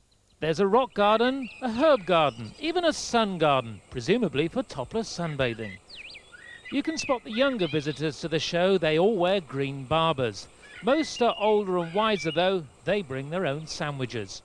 Hello. Hello. Quite a handful you've got there, my dear. Yes, looking forward to planting them. A good bargain? Very good bargain. You're just buying an instant garden, aren't you? No. You're meant to grow them from seeds. seeds. No, we're going to breed off for these, you see. These are hybrids. hybrids. These are hybrids. So we're old gardeners. There are 120 nurseries at the show and enough attractions to keep nearly everyone amused.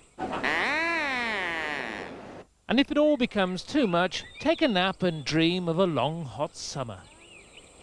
Sorry I missed you earlier. Just time to say that the show's going to be on for 4 days all over Easter. It's a good place to come here.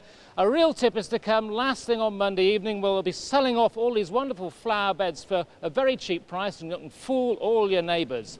Now back to our very own highlight of the herbaceous border, Alistair. Thank you very much, Mr. Ken Andrew, who will be looking for different gainful employment, perhaps in the garden, a little later after this programme. You are, of course, watching London Tonight.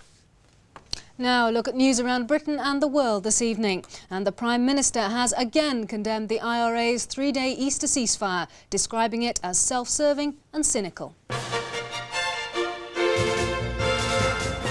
Mr Major, continuing his tour of Northern Ireland, accused the IRA of trying to fool gullible people into thinking this was the road to peace. Today, the shootings continued. 3 men, all believed to be Catholics, were shot and injured in 2 separate attacks. The actor Bill Travers has died in his sleep at the age of 72. His fame and career were established when he co-starred with his wife, Virginia McKenna, in the film Born Free in 1964. They later devoted themselves to animal welfare with their Born Free Foundation. A state of emergency has been declared in 2 areas of South Africa as violence sweeps the country. 4 police officers were killed today after they were ambushed in the town of Vereeniging. President de Klerk ordered the clampdown to be enforced in the run-up to the country's free elections. And that has had an effect on the sports news this evening. Here with that is Matthew Lorenzo. Yes, Fiona, it's a situation that's being monitored daily at Rugby Union's headquarters in Twickenham. Doubts are growing as to whether it's safe for England's tour there to go ahead in May. The British Lions captain Gavin Hastings flew into London today from a business trip to Johannesburg and gave us his opinion. Graham Miller reports. The pictures coming out of South Africa every night are not good. The escalation of violence leading up to the Republic's first post-apartheid elections does not lend itself easily to a formal rugby tour. What's keeping hopes alive is that the games are not due to start until after the election, when all sides expect the violence to have subsided. The other optimistic pointer is that the current troubles are well away from where the matches will be played, and significantly, some distance from where the England party will be based. So, what's going to happen? Well, it's an interesting question because I asked some of the committee yesterday when I happened to be with them, and they said they're in constant touch with the Foreign Office, and at the moment they're very hopeful that the tour will go ahead, but they're certainly never going to jeopardise any of the players or any of the supporters, I don't think. Gavin Hastings, the British Lions skipper, today returned from Johannesburg on a business trip. The summer tour may be in doubt, but he doesn't believe that should influence the staging of the World Cup. You can understand perhaps why the England rugby tour would be called off, but in terms of the World Cup next year, I mean, there's another sort of 14 months before it's planned, and I'm sure things will settle down after the elections, and so I can't say that or I can't believe that if the rugby team, the English tour's called off, that would automatically jeopardise the World Cup. I don't think that'll be the case. The official word from Twickenham tonight from the Rugby Football Union is that the tour is still officially on, unless something happens to force them reluctantly to change their minds. In central London, this is Graham Miller for London Tonight. And that tour is exclusive to ITV, should it go ahead. Coming up now, several stunning goals and one of the freak variety from the Ensley League. But first, news of Cup semi-finalist Chelsea. Player manager Glenn Hoddle is blaming a new pair of boots for an injury that threatens to keep him out of their Wembley tie with Luton. He'll have daily treatment after limping off at Hillsborough last night. And that's where Simon Moore starts our roundup of the latest action. Chelsea went a goal down at Sheffield Wednesday when Chris Bart-Williams' control and finish proved just too good. The Londoners may have Wembley to look forward to, but there was only one thing on Carlton Palmer's mind, and that was finding the back of the net. 2-0. Chelsea rallied late on when Frank Sinclair danced through the middle, and Craig Burley's cross found John Spencer with enough room to score. But Sinclair was a little more heavy-handed in his own area. A penalty was given, and John Sheridan scored from the spot to keep Chelsea in range of relegation. Charlton have dropped out of the frame at the top of the First Division, and Midlands teams capitalised too on Millwall's defeat by Cup semi-finalist Luton. But there was a subplot for both goalkeepers on the night. Millwall's Casey Keller is competing for a place in the USA World Cup team. So when his wind-assisted kick drifted over American rival Jurgen Sommer for Jamie Morley to score, it was strike one to the man from Washington as the national selectors watched from the stand. But Luton equalised a minute before half-time. Paul Telfer's flick finding John Dreyer free at the far post. Millwall were ahead again early in the second half when Greg Berry played a 1-2 with Dave Mitchell. Touch number 3 found the back of the net. But when Keith Stevens stumbled, David Priest pounced to set up Johnny Hartson, and he made the final score Millwall 2, Luton 2. Charlton's 6th defeat in a row came at West Brom, a club struggling against relegation. You wouldn't have thought it last night. A great jump from Kevin Donovan put them ahead. And as the Londoners pushed forward for an equaliser, they were caught on the break, and Andy Hunt put the game beyond any doubt. There was more bad news for London at both ends of the table as Nottingham Forest continued their good form against struggling Watford. A close-range header from Steve Stone made it 1-0. Then a pass from former Southend striker Stan Collymore put in Neil Webb, and he wrong-footed goalkeeper Perry Digweed. But Watford, third from bottom, did have something to savour on the night. A cracking late strike from Gary Porter, but the points stayed in the Midlands. But arguably the best goal of the night came at Southend. Notts County were the visitors to Roots Hall, but Ricky Otto sent them packing with another of his specials. It's been a funny few days for Otto. He missed the team coach to Tranmere, then drove to the ground himself only to find he'd been dropped. Then a stomach bug prevented him starting against County, but he made his peace with manager Peter Taylor in the end. Two of London's great footballing characters from not so long ago will come face-to-face with a final at Wembley for the winner. Clive Walker, ex-Chelsea, and Graham Roberts, formerly with Spurs, meet up again in the semi-finals of the FA Trophy. Walker now plays for Woking. Roberts is player-manager at Enfield. And that's it from me. Matt, thanks very much indeed. Last look at the weather forecast with Tricia Williamson. Is that bad weather warning for tonight or for the whole weekend? That's a good question, actually, Alistair. The severe weather warning is just for tonight. The rest of the weekend is just normal bad weather. And tonight those winds will be gusting up to about 60 to 70 miles an hour and down towards the south coast as strong as 75 miles an hour. OK, what's happening for the rest of the weekend? Tomorrow, after those strong winds and heavy rain die away, it's going to be another day of broken cloud, the same basic cold, showery stuff. Sunday, a chilly start, later more general rain, and on Monday, it's back to sunshine and showers. Have a happy Easter. Alistair. Thanks very much indeed, Trish. Finally tonight, down on the farm, something stirring, and it's not what you'd expect. As Vince Rogers reports from Kent, it's head and shoulders above the rest. His ancestors would have been found in the Peruvian foothills of the Andes, but Lawrence the llama, seen here on the left, has settled down in exotic Kent. He's been brought in to Shenley Farm near Headcorn to protect the sheep and their lambs from hungry foxes. Last night he was rounding them up, and he brought all of the ewes and lambs back up to the shed entrance here last night. Obviously there was something out there. We know there's a fox around at the end of the field, and maybe he sensed it and decided that it would be safe to bring them back up to the shed. Lawrence was actually born in Britain and was brought to the farm 3 months ago. A llama is naturally aggressive to foxes, and his new friends at the farm seem to think he's just a sheep with a very long neck. If he does his job, he'll be saving sort of 30-40 lambs a year. Lawrence gets on well with the sheep. The only thing he doesn't like is being rounded up to have his harness put on. Jamie says it's cheaper than getting a security guard to protect his flock. But I wonder what the sheep think. Do you feel safer with Lawrence the llama around? Thought so. Lawrence is definitely part of the family now. We wouldn't swap him for the world. So if there's any foxes watching this, you better stay clear of Shenley Farm in Kent, otherwise you'll incur the wrath of Lawrence the llama. In Kent, this is Vince Rogers for London Tonight.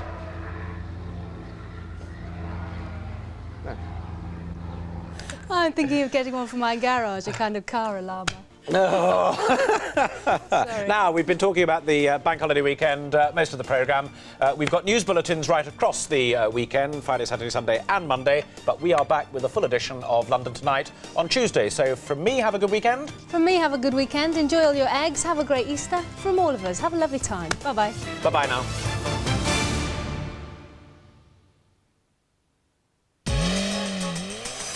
Now, Drive Guide, brought to you in association with Direct Line Insurance.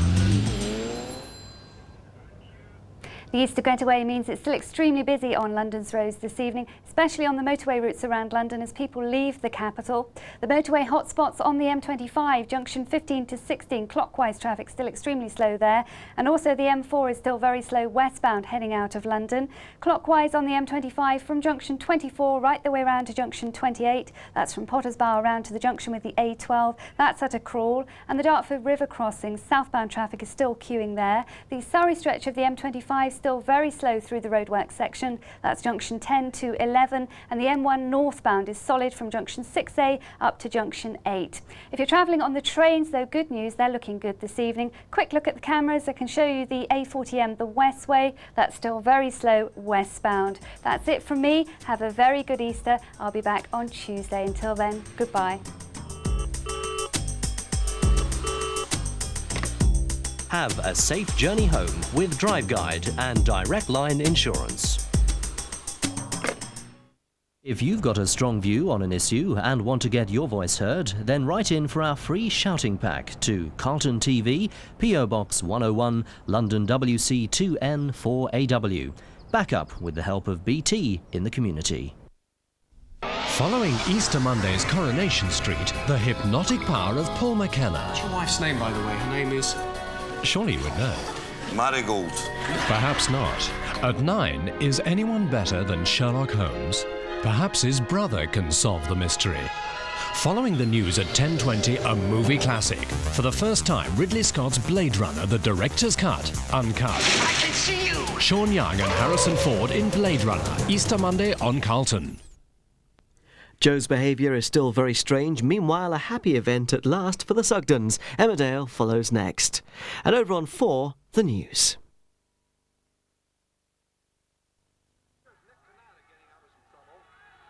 Incredibly. Unbelievably. And just as famously smooth. Straight from the fridge with the new Smooth Flow device, Tetley in cans is now as smooth as Tetley on draft. Uncannily smooth. New Chicken Tonight recipe sauces taste so delicious, they're causing quite a stir. I feel like chicken tonight, like chicken tonight, chicken tonight. Made with the finest ingredients, like fresh dairy cream in country French chicken or juicy tomatoes and peppers in Spanish chicken, you get a whole lot more with Chicken Tonight. I feel like chicken tonight, like chicken tonight. More sauce, masses of taste. Chicken tonight. Call that a toothbrush? I'd call it a car wash. I think it looks different. But it's got bristles that are all different lengths. It's the new Colgate Precision. New Colgate Precision, with its unique 3-bristle system, gets into the gaps, helps gently remove plaque from along the gums, and cleans so thoroughly that you can actually feel the difference. Well, how was it for you? Amazing. The plaque moved. The new Colgate Precision. Nothing else looks like it or feels like it. Do you know, it's over a year since B&Q launched Key DIY, bringing you low prices every day on the products you buy most. It's still going strong, and now there are over 700 products at low prices when you want them. That's all the time, every day. Key DIY, only at B&Q. Who's got the pretty king prawn ring? Iceland have with £2 off. Yes, £2 off. That's why Mum's gone to Iceland.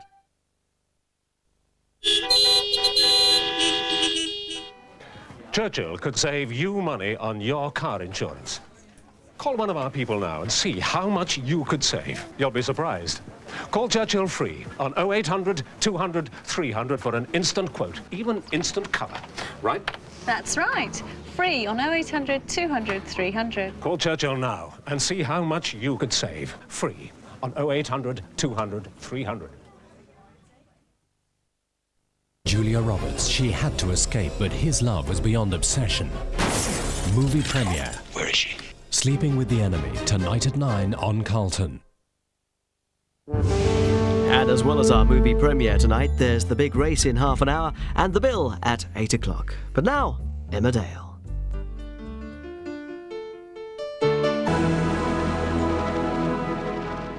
Good evening. We'll of sunshine and showers. Those showers most frequent and heavy in the north and west. Some heavy and wintry, especially over Scotland and over the Scottish hills, becoming squally as well as those winds increase from the northwest during the day. A very cold day to come in those strong winds. Good evening.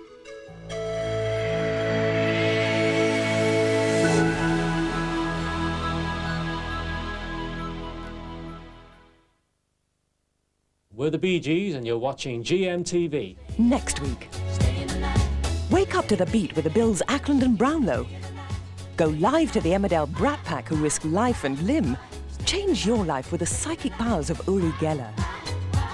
And Breakfast with the Bee Gees, exclusively on GMTV.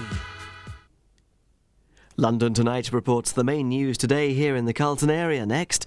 Then the conclusion of our thriller, Sleeping with the Enemy.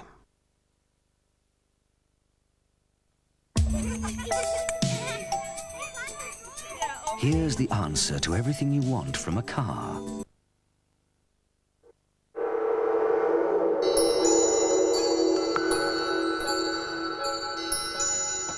2 pizzas for the price of 1 when you hit the hut. Buy any medium or large pizza from Pizza Hut any weekday after 4 and get another one absolutely free. Could let someone's eye out. Yeah. 2 pizzas for the price of 1 when you hit the hut. I've been using the new Reach Interdental. Reach Interdental? A toothbrush that reaches further between. Further between? So my teeth are even cleaner. And your mouth? Is even more kissable.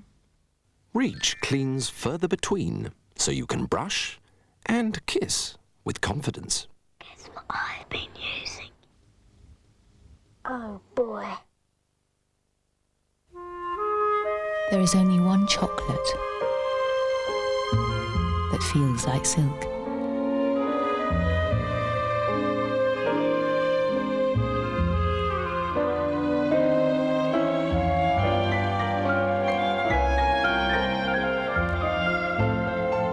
The experience is silk. The chocolate is galaxy.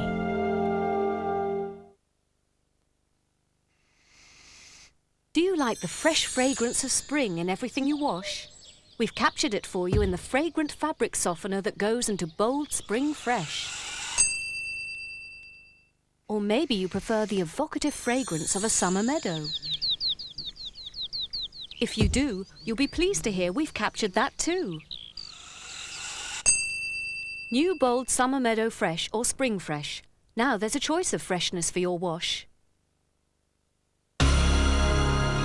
Let Sharwood's simple sauces put your cooking on the map.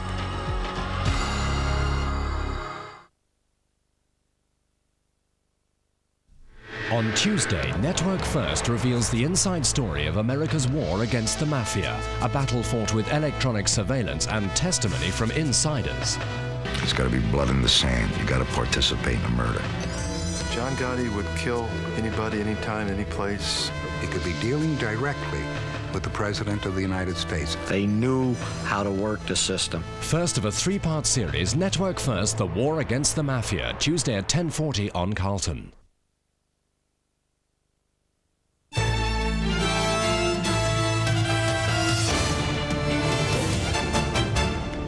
Good evening, I'm Anna Maria Ash. This is London Tonight. First, the murder of a top city stockbroker. Barry Stubbings was found dead in his East End flat after he failed to show up at his office. He worked for the Queen's stockbrokers James Capel. Detectives believe he may have been homosexual, and they'll be speaking to London's gay community. Christopher Peacock reports. How a city stockbroker came to meet such a violent death in his top-floor flat in Spitalfields is still a mystery. Number 4 White's Row was the home of Barry Stubbings, a 51-year-old bachelor who lived alone. Police found his body behind a locked door. His throat had been cut. This part of London was once the haunt of Jack the Ripper and is an area frequented by prostitutes and down-and-outs. Detectives are working on the theory that Mr. Stubbings could have met someone in a bar or club and taken them back to his flat. To have got into the hallway, police say, he would have had to pass through a one-to-one personal intercom system. The man leading the murder hunt, Detective Superintendent Albert Patrick, tracked down the gay serial killer Colin Ireland. Did he think there could be a homosexual connection in this case? He may have been gay, I don't know at this stage. I must obviously dig into his background, if we can use that expression. If that is, you've got to be careful, haven't you? They're quite simple, don't pick up a stranger. Detectives are trying to piece together the private life of Barry Stubbings. By day, a high flyer in the city, a man who earned £100,000 a year. By night, a different person, a private man, a man who kept himself to himself. Mr. Stubbings was Director of Corporate Finance at James Capel, the Queen's stockbrokers. Friends learned of his murder in a memo pinned to the office wall. Police were alerted by colleagues after he failed to keep a business appointment. But piecing together the man's last hours is proving a puzzle, because few people appear to have known anything about his private life. Meanwhile, at her Kent home, Mr. Stubbings' 88-year-old mother is being comforted by friends. She may hold a vital clue. He telephoned her only hours before his death to say he was going out for dinner. This is Christopher Peacock for London Tonight. Other news now. The government has rejected the final appeal of 2 women fighting extradition to America on murder plot charges. Susan Hagan, seen here on the left, is a Hertfordshire aromatherapist. Sally Croft is a London accountant. They're accused of plotting to murder an American lawyer who was investigating a religious cult in Oregon. Home Office Minister Earl Ferrers today ruled out any final appeal to Home Secretary Michael Howard. The women are due to be extradited next Thursday. The knifeman who sparked a security scare at a West End Royal film premiere was today jailed for 6 weeks. The Prince of Wales attended the premiere of Shadowlands in Leicester Square 4 weeks ago. Plainclothes officers spotted a man in the crowd acting suspiciously. When they challenged him, he pulled a knife. The man, Andre de Silva, told Bow Street magistrates he wasn't aware the Prince was there and that he carried the knife because he was a victim of bullying. Tube workers have voted to strike in a dispute over redundancy procedures. Members of the rail union RMT voted 2-1 in favour of a series of 24-hour stoppages. Union officials will now seek a meeting with management on Tuesday. Plans were unveiled today to bring passenger liners back to London. Developers want to build mooring facilities on a 100-acre site around Deptford Creek, where the River Ravensbourne joins the Thames. If financial backers could be found, the new dock would be able to handle vessels the size of the QE2. A solar-powered remote-controlled lawnmower is one of the highlights of the International Spring Garden Fair at Olympia. There are also ready-made borders to give your lawn the edge. The latest equipment and furniture are at the show, along with the work of 120 nurseries. The floral displays will be sold off an hour before the fair ends, which is 5 p.m. on Monday. But be warned, the going can be too much for some. Finally tonight, something's stirring down on a farm in Kent, and it's not what you'd expect. Vince Rogers explains. His ancestors would have been found in the Peruvian foothills of the Andes, but Lawrence the llama, seen here on the left, has settled down in exotic Kent. He's been brought in to Shenley Farm near Headcorn to protect the sheep and their lambs from hungry foxes. Last night he was rounding them up, and he brought all of the ewes and lambs back up to the shed entrance here last night. Obviously there was something out there. We know there's a fox around at the end of the field. And maybe he sensed it and decided that it would be safe to bring them back up to the shed.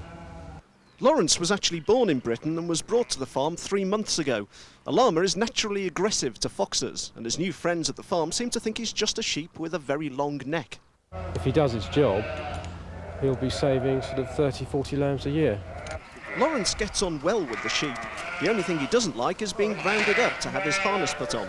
Jamie says it's cheaper than getting a security guard to protect his flock. But I wonder what the sheep think. Do you feel safer with Lawrence the llama around?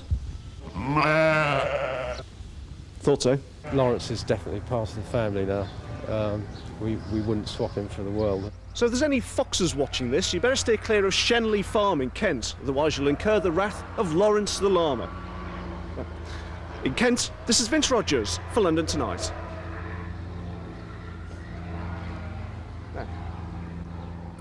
And that's all from us tonight. We'll be back tomorrow, Good Friday, with our bulletin at 6 o'clock. We'll also be here right through the bank holiday weekend. So join us. Good night.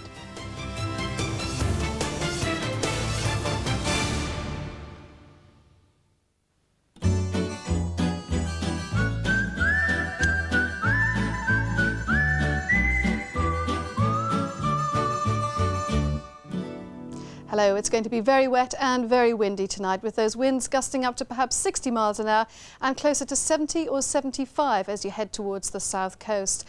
Elsewhere, the winds will average 35 miles an hour. There is a severe weather warning in effect, but those winds and the heavy rain that's coming with it will start to die away tomorrow. And the rest of the Easter weekend, well, it's just going to be normal bad weather. So let's take a look at it. Here's a satellite photograph. You can see what's been coming in from the Atlantic, causing all the trouble, a very deep depression, but most of it will have moved away by tomorrow. This is the weather tonight. Very cloudy, very wet and cooler than we've been experiencing of late. There's those winds out of the south, and in the morning, turning around from the southwest, a slight improvement, perhaps better in the afternoon.